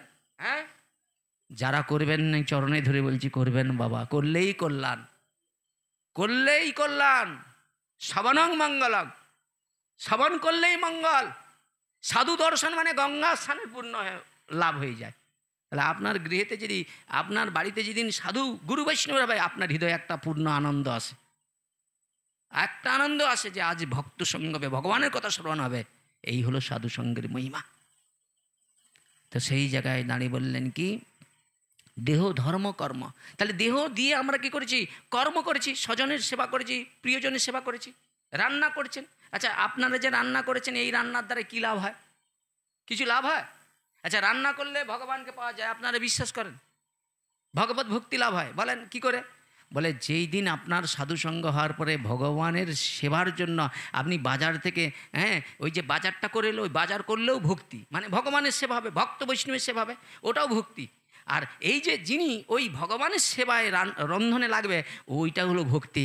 আর ওইটাকে বাদ দিয়ে আমরা সংসারের জন্য যতই রান্না করি না কেন, যতই সেবা দিই না কেন, যেই দিন বৃদ্ধ হবে, বলদকে কী হয় মালিক কী করে, যখন বেশ নাঙল দিতে পারে, ভালো করে খাবার দাওয়া দেয়, কিন্তু একটু বৃদ্ধ হয়ে গেলে কী হয়, ওর দিকে কেউ ঘুরে তাকায়। আপনি যার জন্য এত কষ্ট করেছেন, মৌমাছি দেখেছেন ফুলে যায় মধু পান করবার জন্য, কিন্তু যখন ওই গাছটায় ফুল থাকে না, ফল থাকে না, মৌমাছি ওই দিকে তাকায় না। তাদের আমাদের দেহ মন্দিরে যতক্ষণ ওই মধুর রূপ, ফুলে ফুলে মধু আছে না, যৌবনটা আছে না, তখন বলছে তুমি আমার জীবন, তুমি আমার মরণ, তুমি আমার ইহকাল, তুমি আমার পরকাল। কিন্তু যখন মধু শেষ হয়ে যায়, কেউ তোমার পরকাল হবে না। এক গ্লাস জলের দিকেও তাকিয়ে থাকতে হবে চাতক পাখির মতো। সেদিন নিজের বিবেককে মনে হবে কাদের ভালোবাসা উচিত ছিল, কারে আমি ভালোবেসেছি। এই জন্য শাস্ত্র বলছে সেই সে পরমবন্ধু, সেই পিতামাতা শ্রীকৃষ্ণের চরণ যিনি প্রেম ভক্তি দাতা, যে আমাকে প্রেম দিতে পারে, যে আমাকে ভক্তি দিতে পারে, যে আমাকে এই সংসার চক্র থেকে হরিভজন করবার জন্য একটা সুন্দর মন বাড়ি দিতে পারে, আমার মনের মধ্যে বল বাড়ি দিতে পারে, সেই হচ্ছে আমার সব থেকে বড় বন্ধু। এমন বন্ধুর চরণে যদি থাকি না, এই সংসার সমুদ্র পার হয়ে আমি গোলক বৃন্দাবন যাত্রী হয়ে যাবো। তাই গৌর প্রেমানন্দের বলে, বুঝেছেন? তাহলে সেই জায়গায় দাঁড়িয়ে বললেন কি, লজ্জা, ধৈর্য, দেহসুখ, আত্মসুখ মর্ম। এই শোনেন, আচ্ছা, লজ্জা জিনিসটা আছে না? আমি আসনে বসে মিথ্যা বলবো না, আমি যখন ওই পাঠকের ব্যাগ বইতাম তখন তো ইয়ং, বুঝেছেন? এখন ইয়ং ছেলে, আর একটু মানে আমাদের কায়স্থ ফ্যামিলি আর কি, ওই সাইডে আমাদের কায়স্থরা কোনোদিন গলায় মালা টালা পরে না, আমি কোনোদিন দেখি ঠিকই না। সর্বপ্রথম আমাদের কায়স্থ পল্লীতে প্রথম গোবিন্দ আমার মালাই পরিয়েছে, কেন আমি তা জানি না, বুঝেছেন? এখন মালা পরার পরের দিনই কী অপমানে ফেলেছে, উল্টাপাল্টা কথা বলেছে, সেটা বলা যাবে না মাইকে, বুঝেছেন? বলেছে। এখন যে কথাটা, ওই যে লজ্জা, ধৈর্য, বুঝেছেন? এখন আমি ওই যে পাঠকদের যখন নিজে দেবেন চন্দনটা দিত না, চন্দনটা, এই যে আপনারা চন্দন দেন না, ওই চন্দনটা আমি ফাঁকে যে বুঝিয়ে দিতাম। সত্যি বাবা, এই আসনে বসে বলছি, আমার মনে হয় ওইটা দিলেই লজ্জা লাগবে। কিন্তু বিশ্বাস করুন, গুরু কৃপা যেদিন থেকে হয়েছে আমার, আমি এক মুহূর্ত তিলক ছাড়া থাকতে পারি না। ওই যে মায়েদের যেমন কী হয়, সিঁথিতে সিঁদুর না দিলেও কোথাও যেতে পারে না, আমি সত্যি কথা বাবা, এক মুহূর্ত তিলক ছাড়া আমি চলতেই পারি না। কিন্তু ওই ওই ওই যে ওইটা আমার গুরু বৈষ্ণবের কৃপা, ওইটা আমার আগে ছিল না রুচি, কিন্তু এখন এমন হয়েছে এক মুহূর্ত তিলক যদি না থাকে আমি চলতেই পারবো না। তাহলে দেখেন ওই যে লজ্জা, এই লজ্জা জিনিসটাই কিন্তু গুরু কৃপাতে চলে গিয়েছে। কিন্তু যখন জানতে পারলাম মন্দির ভাঙা ওর অপরিষ্কার, সেটা কৃষ্ণের মন্দির, তাহলে ঈশ্বরের স্বরূপ হয়, ঈশ্বরের স্বরূপ ভক্ত, তার অধিষ্ঠান ভক্তের হৃদয় কৃষ্ণ সতত বিশ্রাম। তাহলে ভগবান বলছে, যার ললাটের তিলক রয়েছে তারে দর্শন করলে গঙ্গা স্নানের পূর্ণ লাভ হয়ে যায়নি। তাই গৌর প্রেমানন্দের বলে, এই জন্য বলছে উনি কীরকম জায়গায় রয়েছে, কি আচরণ করছে, কি আচরণ করে না, এদিকে দেখার দরকার। তিলক দেখেই উনি ওকে বৈষ্ণব জ্ঞানে শ্রদ্ধা করবে, ওর গুণ দর্শন করবে, কখনো বৈষ্ণবের দোষ দর্শন করবে না, তাহলে নরকে যেতে হবে, বুঝেছেন? ওই জন্য আমরা কী করি, বৈষ্ণব জনের দোষ দর্শন করি, কখনো দোষ দেখবে না। আর যেখানে দেখবেন বৈষ্ণব নিন্দা হচ্ছে, সে যেই পাঠক এই আসনে বসে বৈষ্ণবের সম্বন্ধে কোনো নিন্দা করে বসে, তাহলে দেখবেন তাহলে সেই সভাটা ধর্মসভা হবে না, সেটা নষ্ট হয়ে যাবে। ওই জন্য কারো নিন্দা করব না, শুনবও না, আর কখনো বলবও না, দর্শনও করবো না, কান দিয়ে শুনবও না, আর মুখ দিয়ে বলবো না। কেন? বৈষ্ণবের গুণকথা ভগবানও পর্যন্ত কীর্তন করে থাকে। নিতাই গৌর প্রেমানন্দে। বৈষ্ণবকে বলে যার হৃদয়টা সুন্দর হয়ে গিয়েছে, ভিতরটা যার সুন্দর গিয়ে ভিতরটা যে মার্জন করে নিয়েছে, তিনি বৈষ্ণব। বৈষ্ণব কেমন? শাস্ত্র বলছে, বলে পরের দুঃখে যার হৃদয় কাঁদে, যে অপরের দুঃখ দেখলে স্থির থাকতে পারে না, ছুটে যায় সর্বস্ব কিছু ফেলে, তিনিই বৈষ্ণব। আর আমি আমার কথাই বলছি, আপনারা ডাকেন আমি ছুটে আসি। ছুটে তো মন নিয়ে একটা আসতে পারি না, অনেকটা দূর বলে আসতে পারি না। ওই মাতাজিকে বলছিলাম, মাতাজি এইটা যদি আমার পাশাপাশি একটু হতো না, একটু চেষ্টা করতাম আপনাদের গ্রামে পড়েই থাকতাম। পেয়েছেন? এইরকম আমার ইচ্ছা যে এখানে একটু মানুষের যদি হৃদয় শুদ্ধ ভক্তিটা একটু এসে যায়, বাস আমি এখান থেকে আবার আপনাদের তাড়াতাড়ি আমি নিজের থেকেই চলে যাব। বুঝেছেন? আমি শুধু চাই আপনাদের ভিতরে শুদ্ধ ভক্তিটা যেন ভক্তি দেবী কৃপা করে আপনাদের কারো হৃদয়ে যেন বসে যায়। আর একবার যদি আপনার হৃদয়ে ভক্তি দেবী এসে যায়, আপনার সব কিছু পরিশুদ্ধ হয়ে যাবে। নিতাই গৌর হরি বল। সেই জায়গায় নারী বললেন কি, লজ্জা, ধৈর্য, দেহসুখ, আত্মসুখ মর্ম। তাহলে এদের দেহসুখ, আত্মসুখ কোনোটাই কিন্তু ছিল না। তাহলে কি ছিল? বলে দুত্তেজ আর্যপদ নিজ পরিজন। বলে আত্মীয় স্বজন বন্ধু বান্ধব তোমার সব খারাপ হয়ে যাবে, তোমার সঙ্গে কেউ মিশবে না। যখন দেখবেন আপনি তিলক করবেন, সবার কাছে খারাপ হয়ে যাবে, আত্মীয় স্বজনও আপনারা ডাকবে না। ওই যে দুত্তেজ আর্যপদ যত পরিজন, স্বজনে করায় যত তাড়ন ভৎসন। আপনজন না নিন্দা করবে এই বয়স থেকে, হ্যাঁ এই বয়স থেকে। আরে ও যদি এত হরিভজন করে, এত ভজন, তাহলে ওর দেহেতে এত রোগ কেন? এই দেখেন 365 দিন ও যদি ভগবানকে ভোগ নিবেদন করে, ওর রোগ হবে কেন? আরে দেহটা তো পূর্বকৃত কর্মের ফলে সৃষ্টি হয়ে গিয়েছে। হ্যাঁ, পূর্বকৃত কর্মের ফলে হয়েছে, কর্ম কি কাউকে ছাড়বে নাকি? কিন্তু প্রশ্ন হচ্ছে কি, আপনারাই দেখেন এই যে এই চত্বরে যত জায়গায় হসপিটাল আছে, সেখানে কজন বৈষ্ণব ঠাকুর শুয়ে আছে দেখেন হসপিটালে। জানতে যান, কটক টটক চারদিকে দিয়ে দেখেন। প্রকৃত যদি কেউ হরিভজন করে, তার ব্যাধি তাকে স্পর্শ করতে পারবে না। নিতাই গৌর প্রেমানন্দের বলে। আমরা পারিনি বলে, শুনুন আমি আমার কথা বলছি, আমার ভজনটা পারিনি বলে আমি যদি শুনুন প্রতিমা দর্শন করতে গেলে হবে না। যেই দিন আপনাদের আশীর্বাদে প্রত্যেকটা নারীকে প্রতিমা জ্ঞানে দর্শন করবো, এটা ভোগের বস্তু না, এটা ভজনের বস্তু, যেদিন জানতে পারবা, রোগ তো আপনার থেকেই ছুটে পালাবে এই রাজ্য থেকে। নিতাই গৌর প্রেমানন্দের। দেহেতে রোগ হয় কিসের জন্য জানে তো? ওই কামনা থেকেই যত রোগের জন্ম। কামনা থেকে 60 ফোঁটা রক্ত থেকে 1 ফোঁটা ব্রহ্মের জন্ম হয়। বুঝেছেন? এই ব্রহ্ম যে না ধরতে পারছে, সে তত রোগ আর যত যন্ত্রণার পথিক। বুঝেছেন? মহাপ্রভু যে জিনিস দিতে আসে, সেই যে বস্তুর কাছে আমরা যেতে পারি না। কলিকালে প্রথম সন্ধ্যায় অবতীর্ণ হইলেন কৃষ্ণ, আপন হৃদয় ধরিলেন পশিলেন প্রেম। প্রেম মানে কি? ওই ধারণ পোষণ এসে যাবে, ক্ষেত্র থাকবে, সেখানে বীজ আদান প্রদান হবে না। তা ঢি ভিঙ্গু ধাতুর নাম হলো ধারণ পোষণ। এই জন্য মহাপ্রভু রঘুনাথ দাসকে বললেন, শ্রী রইয়া ঘরে যাও, না করো বাতুল, কমে কমে পাইলোক ভবসিন্ধুকুল, মরকাট বৈরাগ্য লোক দেখিয়া, যথাযোগ্য বিষয় ভঞ্জ অনাসক্ত হইয়া। যখন ওইটা থাকবে, আপনি যদি মনে করেন কাম, ক্রোধ, লোভ, মোহ, মদ, আশ্চর্য 6টা রিপুকে আপনি জয় করে এখানে হরিভজন করবেন, তাহলে এইরকম কোটি জন্ম চেষ্টা করলেও আপনি কিন্তু পারবেন না। কিন্তু মহৎ সঙ্গ করো, সাধু সঙ্গ করো, ওগুলো আপনা থেকেই কখনো বিদায় নিয়ে নেবে আপনার জীবন থেকে।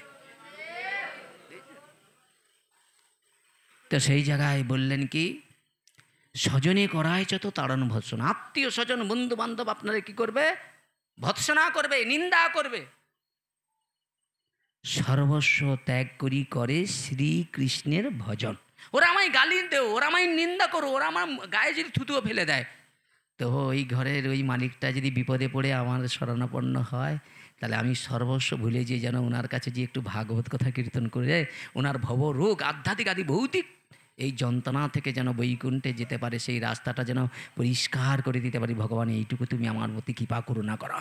নাহলে আমি যদি মনে করি আমি বৈষ্ণব, ও আমায় নিন্দা করেছে, ওর বাড়িতে আমি যাবো না ভাগবত করতে, হয়েই গেল, এই আমি তো শেষ হয়ে গেল। বুঝেছেন? তাহলে বৈষ্ণব দেহটা কিসের জন্য? বলে বৈষ্ণব দেহটা হলো অপরের মঙ্গলের জন্য। এ দেহ আমার নয়, এ দেহটা কার? দেখেন, এই কথা বলতে যে অনেক কথা ভগবান বার করে দিচ্ছে। আচ্ছা, যজাতি রাজার নাম শুনেছেন? রাজা যজাতি। হ্যাঁ, এখন গুরু শুক্রাচার্য, অসুর গুরু হলো শুক্রাচার্য, আর দেবগুরু হলো বৃহস্পতি। তাই শুক্রাচার্য হচ্ছে কি অসুরদের গুরু, আর দেবগুরু বৃহস্পতি। বুঝেছেন? এখন সেই শুক্রাচার্যের কন্যা দেবযানী, আর রাজা বিষবর্মা কন্যার নাম হলো শর্মিষ্ঠা। এরা দুজনই কী করছেন? একবারে সেই জঙ্গলে, গভীর অরণ্যের মধ্যে, জঙ্গলে জলাশয়ে যে জল কিলি করছে উলঙ্গ হয়ে, হঠাৎ দেখছে একটা ঘোড়ার পায়রা আওয়াজ। ওরা ছুটে গিয়ে কী করেছেন? পোশাক পরিধারণ করতে শুরু করেছে। এখন পোশাক পরিধান করতে গিয়ে ওই রাজকন্যা কী করছে? গুরুকন্যার জামা কাপড়টি পরিয়ে ফেলেছে। এই নিয়ে এই দুজনের মনোমালিন্য গণ্ডগোল। বুঝেছেন? এই গণ্ডগোল হতে আমার বাবা তোরে, তোর বাবা আমার বাড়ির গুরুদেব, আর আমার বাবা দেয় বলে তোরা খেয়ে বেঁচে আসিস। এই মারপিট লেগে গেছে। তখন সেই দেবযানীর বলছে, বলে আরে আমার বাবা তোর বাবাকে শিষ্য করেছে বলে আমার বাবার ক্ষমতায় তোর বাবা এতটা ক্ষমতাবান, নাহলে উসুরা কবে তোর সব দখল করে দিত। বলে যার গুরু যাকে ত্যাগ করেছে সে জীবনে হরিভজন করে হরিচরণ লাভ করতে পারবে না। এই জন্য যদি কারো হরিচরণ লাভ করতে হয় তাহলে ভগবানের দিকে তাকানো দানে গুরুকে প্রসন্ন করার চেষ্টা করা। গুরুদেব যদি প্রসন্ন হয়ে যায় গোবিন্দ আপনা থেকেই প্রসন্ন হয়ে যাবে। বাজারে গিয়েছেন গোমাতা কিনতে, গোমাতার একটা বাছুর আছে, আপনি গোমাতা কিনেন, বাছুর না কিনলে গোমাতা আসবে? আপনি বাছুর নিয়ে নিন, আপনাকে গোমাতাকে টানতে পারেন, আপনার পিছনে পিছনেই ছুটবে। তাহলে ভক্ত হয়ে ভক্তরূপী বাছুর কোলে নিলে গাভীর ভগবান আপনার পিছনে পিছনে আপনার বাড়ি চলে আসবে। নিতাই গৌরী বল কি বাবা, আসবে না?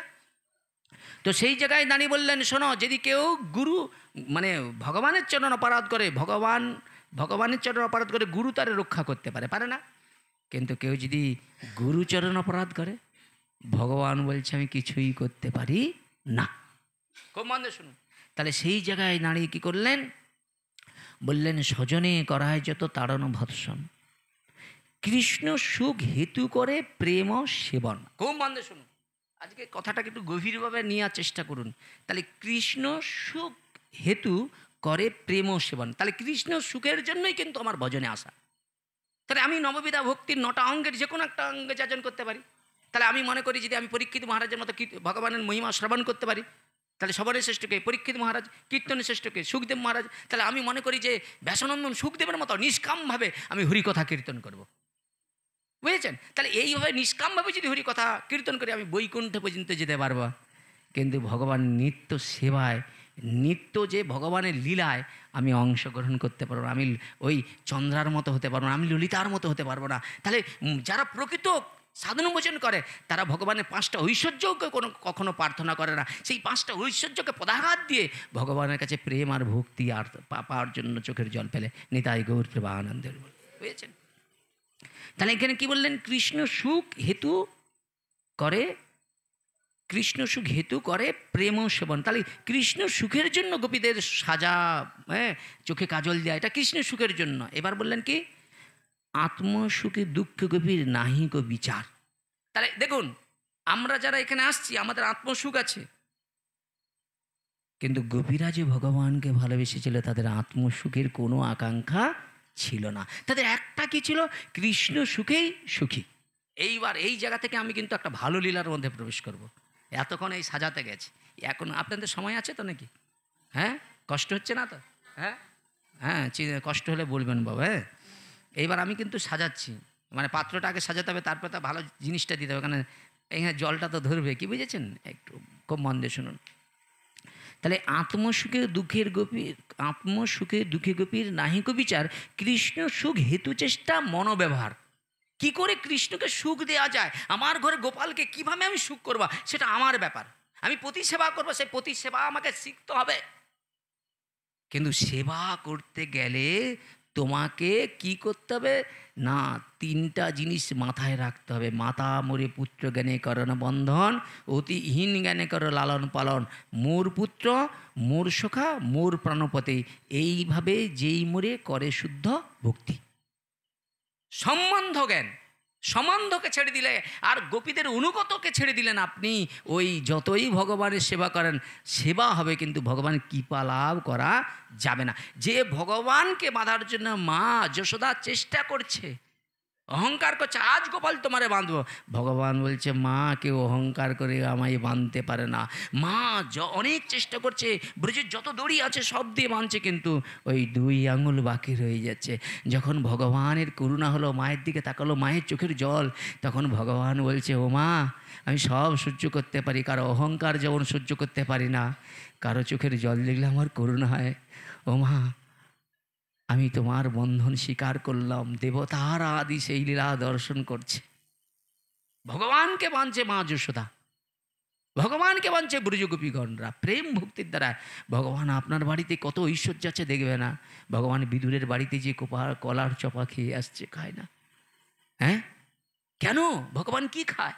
ভগবান কি? ভগবান ভাবটা গ্রহণ করে। কে কত ভাবের বস্তু, কে কত ভাবের উপরে নির্ভর করছে জানেন? সবরই যখন মদঙ্গমণির ওই যে আশ্রম ছিল না, ওই শবরী যখন ওই আশ্রমে চলে যায় বাল্য বয়সে, এই সংসার ত্যাগ করে বিবাহ রাত্রে, বিবাহর আগের দিন ওই সংসার ত্যাগ করে চলে, কারণ ওই যে ছাগলগুলোকে বাবা কী করেছে প্রীতিভোজের জন্য রেখেছে। ওই বাবাকে জিজ্ঞাসা করছে এইগুলো কী হবে, বলে তোমার ওই বিবাহতে সব প্রীতিভোজের জন্য ছাগলগুলোকে মেরে তার মাংস রান্নাবে। ওই মনের দুঃখে কী করেছে, সবারই সংসার ত্যাগ করে চলে গিয়েছে সংসার বাল্য বয়স থেকে, বুঝেছেন। এখন সেই বাল্য বয়স থেকে কী করে জানেন, হ্যাঁ ঠিক বলেছেন বাবা, এখন শবরী কী করেছে, জঙ্গলে গিয়েছে। আমি 60টা বলবো কিন্তু খুব কথার মানে, এখন সেই শবরী জঙ্গলে চলে গিয়েছে জানেন তো। শবরী জঙ্গলে যে কী করেছে জানেন তো, মনে মনে চিন্তা করলেন কি করা যায়।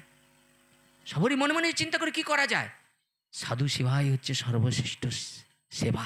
ও লুকিয়ে কী করে, সাধুরা ঘুমায়, ও রাতের অন্ধকারে এই ঘুম থেকে উঠে জঙ্গল থেকে কাষ্ঠ সংগ্রহ করে, সাধুদের সেখানে কী করে যজ্ঞে যে কাষ্ঠ রেখে আসে, আর কী করে যেখানে যজ্ঞ হয় সেখানটা সুন্দর করে ভালো করে লাতা দিয়ে জায়গাটাকে পরিশুদ্ধ করে একবারে সুন্দর করে।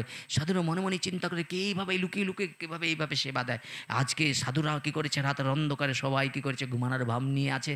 যেই শবরী গিয়েছে, শবরীকে এই দেখে বলছে, এই চণ্ডাল, হীরা চণ্ডালের কন্যা শবরী, ইস ছি ছি ছি ছি ছি ছি ছি ছি ছি, হায় হায় হায় সর্বনাশ, এই যে যজ্ঞের কাষ্ঠ, এই যজ্ঞে যদি লেগে যায় এই যজ্ঞটাই সর্বনাশ হয়ে গেল। দেখেন শবরীকে যখন এরকম গালি মন্দ করেছে, সঙ্গে সামনে ছিল মতঙ্গমণি, বুঝেছেন। মদঙ্গমণি মনে মনে চিন্তা করছে, শবরী কত সুন্দর ভক্ত, কোনো উত্তর করে না, চুপচাপ কাঁদছে, একদিকে মাথা নোচো করে বসে আছে, কোনো দিন সাধুদের প্রতি উত্তরও করে না, কোনো কিছু বলে না, চুপচাপ কাঁদছে। মদঙ্গমণি মনে মনে যে কী করলেন, শবরীর মাথায় যে আশীর্বাদ করলেন। শবরীর এই কষ্ট দেখে মতঙ্গমণি কী করলেন, বলে না না, যারা বাহ্যিকটা বাইরের ওই যে বাইরের যে বেশভূষাকে যারা ভালোবাসে, যারা অন্তরটাকে ভালোবাসে না, এদের সঙ্গ এই মুহূর্তেই ত্যাগ করো। যে কপট কপট ব্যক্তিরা কী করে জানেন, নিজের সাধন বলছেন দেখেন, অপরের দোষ দেখে, এরা কপট, বুঝেছেন। আর যারা প্রকৃত ভালো, তারা নিজেকেই কী করে উত্তম হইয়া থাকে অধমের মতো। না আমি নিতাইও কৃপা পেলাম না, গৌরের কৃপা পেলাম না, আপনাদের মতো ভক্তরা একবার কৃপা করুন না, যাতে নিতাই গৌরের কৃপা পাই, আমি ব্রজের রাধারানীর কৃপা লাভ করতে চাই, বুঝেছেন। সঙ্গে সঙ্গে সেই শবরীর ভিতরে শুদ্ধ ভক্তি দেখেই মতঙ্গমণি মনে মনে গেল, কপট এই জনের থাকবো না, ত্যাগ করে একটা দূরে কী করলেন, একটা আশ্রম রচনা করলেন, সেখানে শবরীকে নিয়ে রাখলেন। শবরীকে সেই ভক্তি শিক্ষাটা প্রদান করলেন, কি বুঝেছেন। আর সেই যখন সেই মানে মতঙ্গমণি এত সুন্দর সাধু ছিলেন, এত নিষ্ঠাবান ছিলেন, সব ভক্তরা না ওই সব ওদেরকে ত্যাগ করে ওখানে চলে গিয়েছে। ওই যারা ওই বাহ্যিকটাকে বড় দেখে, ওদেরকে ত্যাগ করে চলে গিয়েছে, বুঝেছেন। শবরী সেইখানে থাকে। একদিন কী করে স্নান করবার জন্য জলে গিয়েছে, আর ওই সাধুরাও সেখানে স্নান করতে, হাই সি এই চণ্ডাল স্পর্শ করেছে, এই জলটাই অপবিত্র হয়েছে, এই জন্য এই জলে দেখুন এই জলটা দূষিত হয়ে গেছে, এই কৃমিকীট পোকা আদি নষ্ট হয়ে গিয়েছে, এই জল ছি ছি ছি। শবরী কাঁদতে কাঁদতে সবসময় অপমান করে, বারবার অপমান করে। এই জন্য এক ধরনের বই মানে আমাদেরই মধ্যেই আছে, বলবো না বাবা, কিছু কিছু মানুষ দেখবেন শুধু অন্যের ক্ষত জায়গায় না বারবার ধাক্কা দেয়, বারবার ধাক্কা দেয়, কিন্তু বাবা ক্ষত জায়গায় কয়জন সেখানে ওষুধ দেয়, ক্ষত জায়গাটাকে ভালো করার চেষ্টা করে। এই জন্য বাক্য সব থেকেই দুর্ভাগ্য। এই বাক্য যদি কেউ একটু ভুল বলে দেয় না, নিজের স্ত্রীটাও গলায় দড়িয়ে আত্মহত্যা করে, বুঝেছেন। আবার এই বাক্য যদি সুন্দর হয়, আপনার কথা শুনে হাজার হাজার মানুষ ভগবত ভক্তিপথকে আশ্রয় করে না, খুব সাবধান, বুঝেছেন। তো শবরীকে যখন এইভাবে অপমান করেছে, শবরী কাঁদে, আর কোনো কিছু বলে না, সাধুদের আর সেবা করতে পারে না, সাধুরা এইভাবে তাকে অপমানিত করে, মনে মনে কাঁদে, আর প্রভু রামচন্দ্রের জন্য প্রতীক্ষা করে প্রভু আসবে। শবরীর মনের মধ্যে আকুলতা ব্যাকুলতা, ভগবানকে পাওয়ার জন্য প্রচেষ্টা, আমরা সবাই ভগবানকে পাওয়ার জন্য চেষ্টা করছি, সাধন ভোজন করছে, কিন্তু আকুলতা ব্যাকুলতা না যদি থাকে, ভগবানকে পাওয়া কখনো যাবে না। আর শবরীর আকুলতা ব্যাকুলতা, চারিদিকে মনে হচ্ছে আকাশে বাতাসে ওই ভগবানের আসার একটা লক্ষণ। শবরীর অন্তরে আজ আনন্দ, প্রভু রামচন্দ্রর হৃদয় টলে গিয়েছে, প্রভু রামচন্দ্র শবরীর কুঠিরে এসেছে। যেই শবরীর কুঠিরে শবরীর কাছে এসে চারিদিকে প্রভু রামচন্দ্র এসেছে, গোটা ওই চারিদিকে ছড়িয়ে পড়েছে। যারা সেই শবরীকে অপমান করেছে, তারাও কী করেছে, প্রভু রামচন্দ্রের কৃপা পাওয়ার জন্য তারা এসেছে। শবরী মাথা নত করে প্রভু রামচন্দ্রের কাছে দাঁড়িয়ে রয়েছে। শবরীকে দেখে দেখে মনে মনে চিন্তা করছে, আরে সেই এই দুরাচারী চণ্ডালের কন্যা, ঠিক আছে। তখনই প্রভু রামচন্দ্র মনে মনে চিন্তা করলে, এদের এখনও অহংকার কাটল না, বলেই কী করলেন, সঙ্গে সঙ্গে ওদেরকে নিয়ে বলছে চলো চলো একবার স্নান করে আসি, ওই নদী থেকে একবার স্নান করে আসি। যেই নদীর জলে স্নান করতে গেছে শবরীকে বলছে যাও একবার শবরী স্নান করো। ওই যেই জলটা নষ্ট হয়ে গিয়েছিল, খারাপ হয়েছিল, শবরী যেই স্পর্শ করছে সেই জলটা পূর্ণ স্বচ্ছ আবার ভালো হয়ে গিয়েছে। দেখেন, তাহলে শবরী যদি খারাপ হয় তাহলে ওই জলটা ও যদি চন্ডাল ওইটা স্পর্শ করলে ভালো হবে কি করে, বুঝেছেন? তারপরে সেই যারা শবরীকে যারা ঘৃণা করেছিল, যারা নিন্দা করেছিল, যারা বাহ্যিকটাকে বড় মনে করেছিল, তারাই মনে মনে চিন্তা করলো সত্যি প্রভু কারো বাহিরটা দেখে না, কারো ভিতরের অন্তরের ভাবটা গ্রহণ করে, এই জন্যে ভাবগ্রাহী জনার্দন নিতাই গৌর প্রেমানন্দের বলে। তাহলে আত্মসুখে দুঃখে গোপীর নাহিক বিচার, কৃষ্ণ সুখ হেতু চেষ্টা মনোব্যবহার কি করে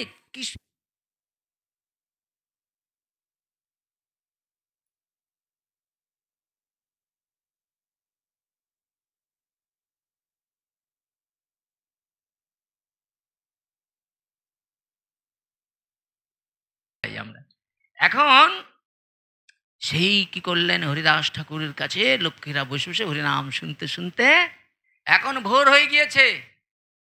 আচ্ছা দেখুন, কেউ কিছু আকাঙ্ক্ষা নিয়ে যদি আসে, সেই আকাঙ্ক্ষা পূর্ণ না হয় মনে কষ্ট হবে না? কষ্ট হবে তো? বলছে ওকে বৈষ্ণব ঠাকুর বড় আশা করে এসেছিলাম, তুমি এভাবে আমার আশা আকাঙ্ক্ষা পূর্ণ করলো না। বলে চিন্তা করো না, আমি না 1 কোটি নামের ব্রত করেছি, আশা করি মনে হয় আগামী দিন সেইটা পূর্ণ হয়ে যাবে। আর যদি পূর্ণ হয়ে যায় না, আমরা পরম আনন্দে নির্জনে পরম আনন্দে আনন্দ করব, আনন্দ লাভ করব। বুঝেছেন? এর মনের মধ্যে এখন সঙ্গে সঙ্গে রামচন্দ্র খাঁর কাছে গেছে, কি কিছু হলে? বলে না হয়নি। বলে হয়নি তো হাল ছাড়ার দরকার নেই, চেষ্টা করে যাও, সর্বশক্তি দিয়ে দাও। বলে কিরকম? হ্যাঁ, রামকৃষ্ণ স্বামী বিবেকানন্দ গিয়েছে, বুঝেছেন? রামকৃষ্ণকে বলছে, রামকৃষ্ণ বিবেকানন্দ বলছে চলো একটু গঙ্গায় যে স্নান করি, বুঝেছেন? এখন স্নান করতে যেয়ে রামকৃষ্ণকে হচ্ছে একবারে ডুবি দিয়েছে। যেই ডুবি দিয়েছে জলে, এখন স্বামী বিবেকানন্দ উঠার জন্য প্রচুর প্রচেষ্টা করেছে, বুঝেছেন? আর রামকৃষ্ণ জোর করে ডুবিয়ে রেখেছে স্বামী বিবেকানন্দকার। তারপরে ঠিক যখন পাচ্ছে না, ছেড়ে দিয়েছে। উঠেই এখন স্বামী বিবেকানন্দ, গুরুজি এ কি করলো, এ কি করা? বলে আরে বাবা, এর মধ্যেই তত্ত্ব আছে। বলে তত্ত্ব? প্রাণ দিয়ে টানাটানি তুমি আমাদের ডুবিয়ে মারার চেষ্টা করছো, তুমি এখানে তত্ত্ব দেখাচ্ছ? বলে এখানেই তত্ত্ব আছে। বলে কি? বলে দেখ বাবা, গুরু বৈষ্ণবরা এর মধ্যেও তত্ত্ব দেয়। বলে কেন? বলে যখন তোরে জলে ডুবিয়েছিলাম তুই বাঁচার জন্য কতটা শক্তি কাজে লেগেছে। বলে জীবনের সর্বশক্তি লাগিয়েছিলাম বাঁচার জন্য। বলে এই শক্তিটা যেদিন তুই আমার মায়ের কাছে লাগাতে পারে, সেই দিন মা তোর কথা শুনবে রে বাবা। নিতাই গৌর প্রেমানন্দের বলে, বুঝেছেন? সেই জায়গায় দাঁড়িয়ে কোথায় ছিলাম মনে আছে তো? কোথায় ছিলাম? হ্যাঁ, ধন্যবাদ। এখন লক্ষ্মীরা কি করেছে, পরের দিন মনে মনে চিন্তা করলো আজ আমার ইচ্ছা পূরণ করবে প্রভু, বুঝেছেন? এইবার কি করেছে, একদিন সৎসঙ্গের মহিমা দেখেন, এই জন্য সাধু সঙ্গের মহিমা দেখেন। এইবার কি করেছে, আজ লক্ষ্মীরা যেই কি করলেন, প্রথমে গিয়ে তুলসীকে প্রণাম করলেন পরিক্রমা করে। নিতাই গৌর হরি বল। একদিনের সৎসঙ্গ দেখেন, এত দূরাচারী ব্যক্তি তুলসীকে পরিক্রমা করে প্রণাম করে, বৈষ্ণবকে প্রণাম করে আসনে এসে বসলেন। হরিদাস ঠাকুর পরম আনন্দে ভক্তিদেবীর কাছে কেঁদে কেঁদে বলছে, হে ভক্তিদেবী, ওর হৃদয়ে যেন শুদ্ধ ভক্তির জন্ম হয়। ও অনন্ত অনন্ত জন্মের পাপের কারণে এই দুরাচারী পাপাচারী হয়েছে। ভক্তিদেবী একটু কৃপা করো, ওর জন্য শুদ্ধ ভক্তি লাভ হয়। আর যাদের শুদ্ধ ভক্তি লাভ হয় তাদের পাপগুলো আস্তে আস্তে করে সব সরে যায়।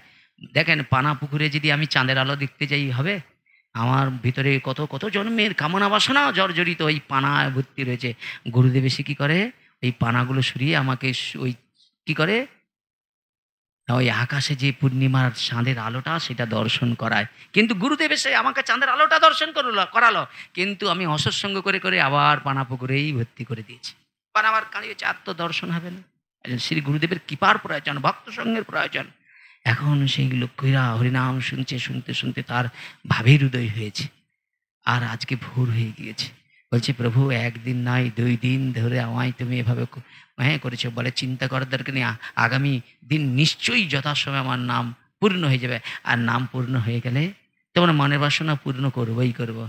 আজ লক্ষ্মীরা কী করেছে, সর্বস্ব বিষয় বৈভব ত্যাগ করে বৈরাগ্যী ভাব কী করলেন, এইসব কাপড় টাপড় পরিধারণ করে বৈরাগ্যী যে পোশাক, সাধুর ত্যাগের পোশাক, সেই পোশাক গলায় তুলসীর মালা সর্বস্ব কিছু পরিধারণ করে তিনি কী করে গিয়েছেন, যেই প্রণাম আদি করে বসেছেন।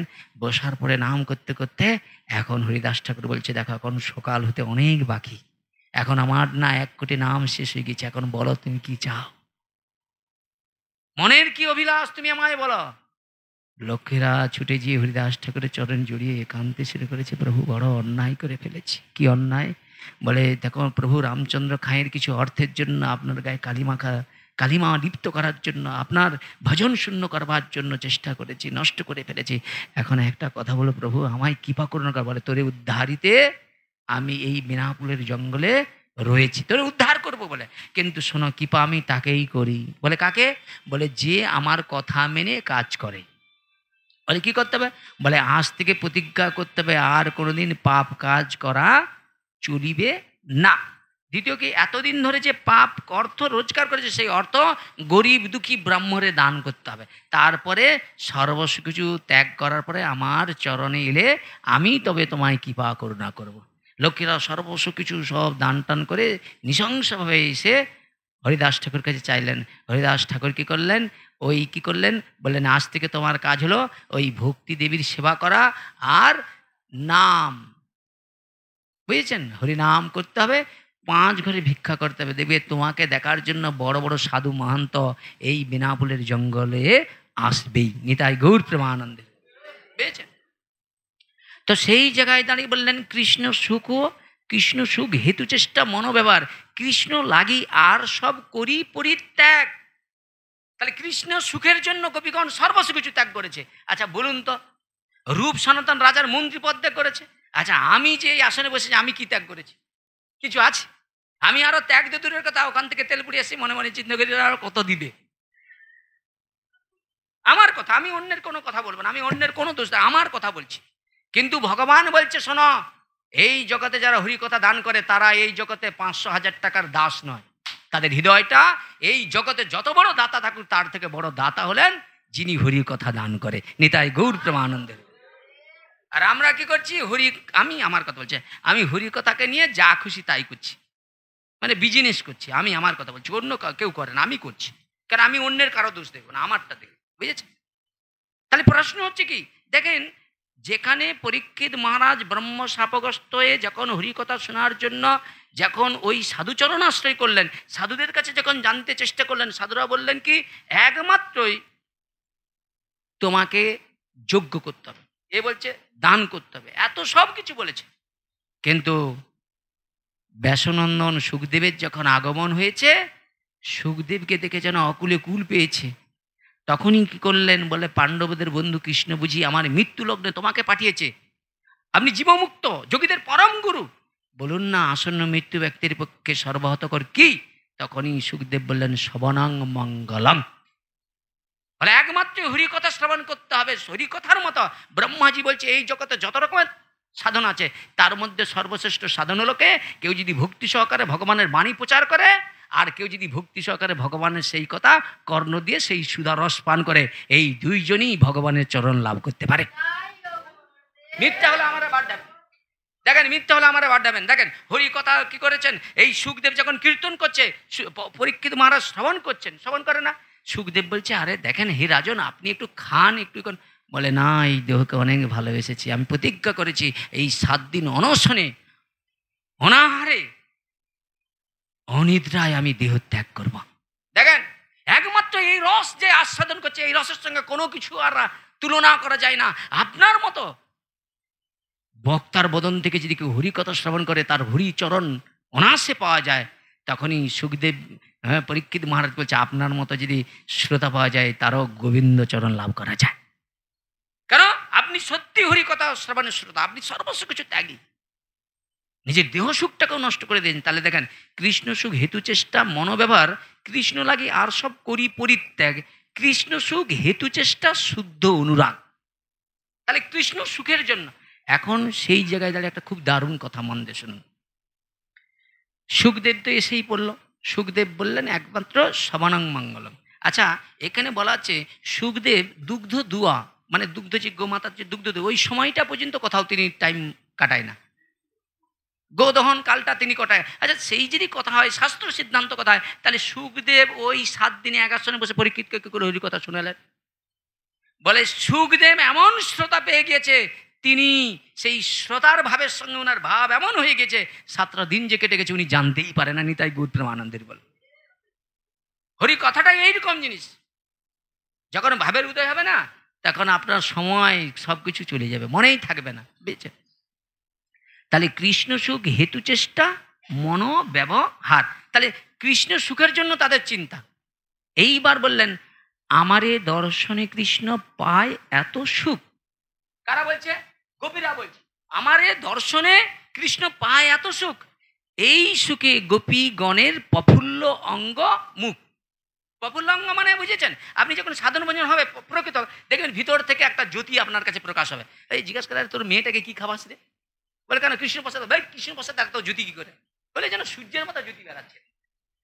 এর মতো কত মেয়ে আছে আমার, এইরকম মেয়ে সব জব করে নিরামিষ, কিন্তু আমি কারো গুরু না, আর জীবনে আমি ওই ভাবনাও যেন না ভগবান আমার মধ্যে ঢুকায়। এরা জানে, এরা এই দুই ভাই জানে, এরা ছোটবেলা থেকে আমার সঙ্গে থাকে একসঙ্গে, বুঝেছেন? শেষে এদের একটু সুযোগ দিবেন বাবা কীর্তন করতে, ঠিক আছে? অনেক দূর থেকে নিয়ে আসি, ঠিক আছে? হ্যাঁ, আমার সঙ্গে যিনি আসার কথা ছিল, হ্যাঁ যাক ভাগ্য দোষ আমার খারাপ, একজন তো আমার বাড়ি থেকে ঘুরে গিয়েছে। একটা মোটরসাইকেলে কয়জনের নিয়ে আসবো? 2 জন আসার কথা ছিল, তারা ভালোবেসে আমি বলি চলুন, হ্যাঁ ওই প্রভু তাদের দর্শন করবে না কেন, ওর আসবে বলছে। হ্যাঁ, এবার উনার তো 24 পরগনা চলে গিয়েছে, এই জন্য এই 2 ভাইকে নিয়ে পড়ছি, বুঝেছেন? তো যদি ভগবানের ইচ্ছায় কোনোদিন উনাকে নিয়ে আসবো, বুঝেছেন? তা উনি হরি কথাও বলে আর কীর্তনও করে, বুঝেছেন? এবার কীর্তনগুলো কেন আমি এখানে নিয়ে আসার চেষ্টা করছি, এদেরকে নিয়ে এলে আপনাদের যদি কিছু শিক্ষা লাভ হয়। দেখেন আমি আপনাদের ছোট করার জন্য নিয়ে আসিনি, যদি এদের থেকে তোমরা কিছু পাও, বুঝেছেন? এছাড়া অন্য কিছু না। এইবার যেটাকে দাঁড়িয়ে বললেন এই সুখে গোপীগণের প্রফুল্ল অঙ্গমুখ, গোপীর শোভা দেখি কৃষ্ণের শোভা বাড়ে যত।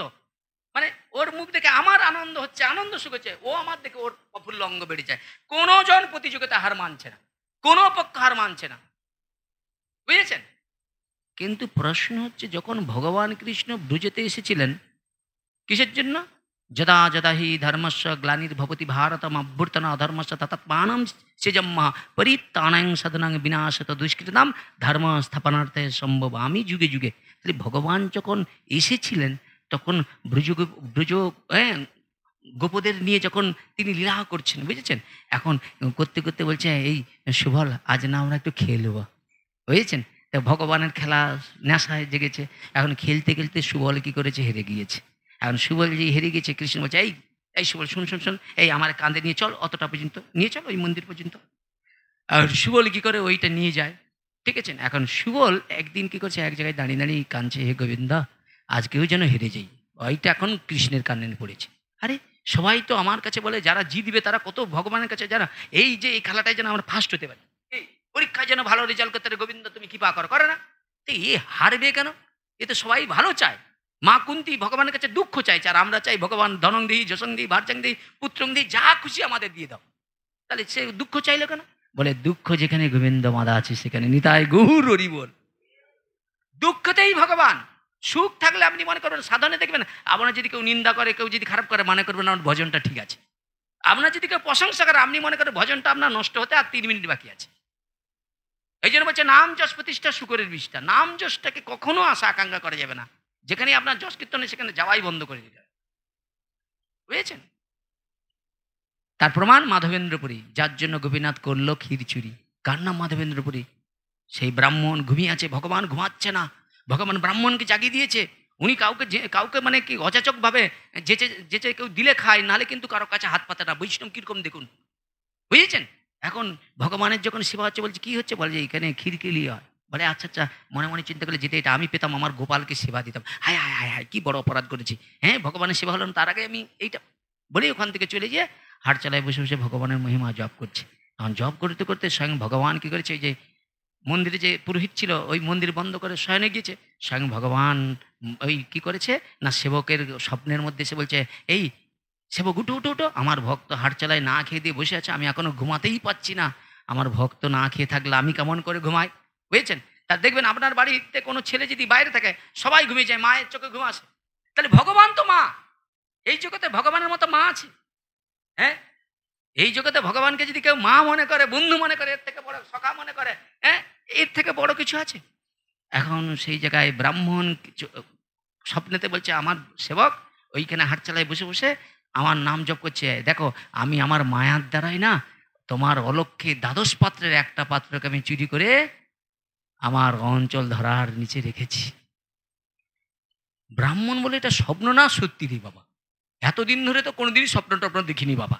হ্যাঁ, তাহলে কি ব্যাপার, স্বপ্ন না সত্য, একবার যাই বলে স্নান টান করে মন্দির খুলে গিয়ে দেখে না সত্যি সত্যি ভগবান একটা ক্ষীরের ভাণ্ড ভক্তের জন্য চুরি করে রেখেছে। নিতাই গৌর হরি বল। বুঝেছেন? এখন সেই ব্রাহ্মণ মনে মনে চিন্তা করলেন, কেমন ভক্ত যার জন্য স্বয়ং ভগবান ক্ষীর চুরি করে রাখে। বুঝেছেন? সে কেমন ভজন করে, কিরকম ভজন করে, যার জন্য মাধবেন্দ্র পুরী যখন গিরিগোবর্ধন পর্বত পরিক্রমা করে একটা বৃক্ষের তলায় বসে আছে, স্বয়ং ভগবান একটা ছোট্ট বালক রূপ ধরে মাধবেন্দ্র পুরী বলছে, পুরী ভিক্ষা করো না, তুমি এখানে বসে বসে জপ করছো, এই তুমি জানলে কি করে? বলে ওই ব্রজগোপীরা যমুনায় জল আনতে আসলে ওরাই বললো, বলে এই দেখো তোমার জন্য দুগ্ধের ভাণ্ড নিয়ে এসেছি, এই দুগ্ধের ভাণ্ড গ্রহণ করো। বুঝেছ? এই বৃন্দাবনে যারা অভুক্ত থাকে আমি তাদের কি করি? খাদ্য দান করে থাকি। নিতাই গৌর প্রেমানন্দের। বুঝেছেন? সেই জায়গায় দাঁড়িয়ে মাধবেন্দ্রপুরী সেখানে যখন জপ করছে, ব্রাহ্মণ চলে গিয়েছে। কার নাম? মাধবেন্দ্রপুরী। কার নাম? মাধবেন্দ্রপুরী। যার জন্য গোপীনাথ করলো খিরচুরি। ত্রিজগতে এমন সৌভাগ্যশীল কয়জন হতে পারে? মাধবেন্দ্র বলছে, সেই অধম আমি। ব্রাহ্মণ তো যেই একবারে চরণে পড়েই কাঁদতে শুরু করেছে। ব্রাহ্মণের ভাবটা দেখে মাধবেন্দ্রপুরী মনে মনে চিন্তা করলে, প্রাতকে কি করবে? চারদিকে ঢাড়া পিটবে। এই ব্রাহ্মণের জন্য, এই মাধবেন্দ্রপুরীর জন্য গোপীনাথ খিচুড়ি করেছে। এখন কি করেছে? সেই ক্ষীর গ্রহণ করেছে, ক্ষীরের আস্বাদন করে এমন আনন্দ পেয়েছে, ভাণ্ডটাকে ভেঙে কি করেছে? নিজের আঁচলে বেঁধে রেখেছে, মানে ঝোলার মধ্যে রেখেছে। বলে, কাকা যখন ইচ্ছা হবে, যখন পাবো না, ওইটাই চুষে চুষে খাবো। কি আর আমাদের দশা কি জানেন তো? পাতায় প্রসাদ এসে গেল, প্রসাদের পাতাটা কি সুন্দর ধুয়ে পরিষ্কার করলাম না? করি তো বাবা। পাতাটায় যখন প্রসাদ আসে আমরা ভালো করে ধুয়ে পরিষ্কার করি না? পরিষ্কার করার পরে যখন ব্যঞ্জনগুলো আসে, প্রসাদগুলো আমরা গ্রহণ করি, এঁঠো পাতার দিকে কেউ ঘুরে তাকায়? রাধারানী বলছে, আমার জীবনটা এঁঠো পাতার মতো হয়ে গেছে জানিস গোপী। গোবিন্দ আমাকে না ত্যাগ করে চলে গিয়েছে। যার জীবনে গোবিন্দ চলে যায় সে এঁঠো পাতার মতো ডাস্টবিনের দিকেই পড়ে যায়। যে জীবনে হরিভজন করে হরিচরণ পেল না, তার জীবনে কি দাম? নিধায় গৌর প্রেমানন্দের। বুঝেছেন? সেই জায়গায় দাঁড়িয়ে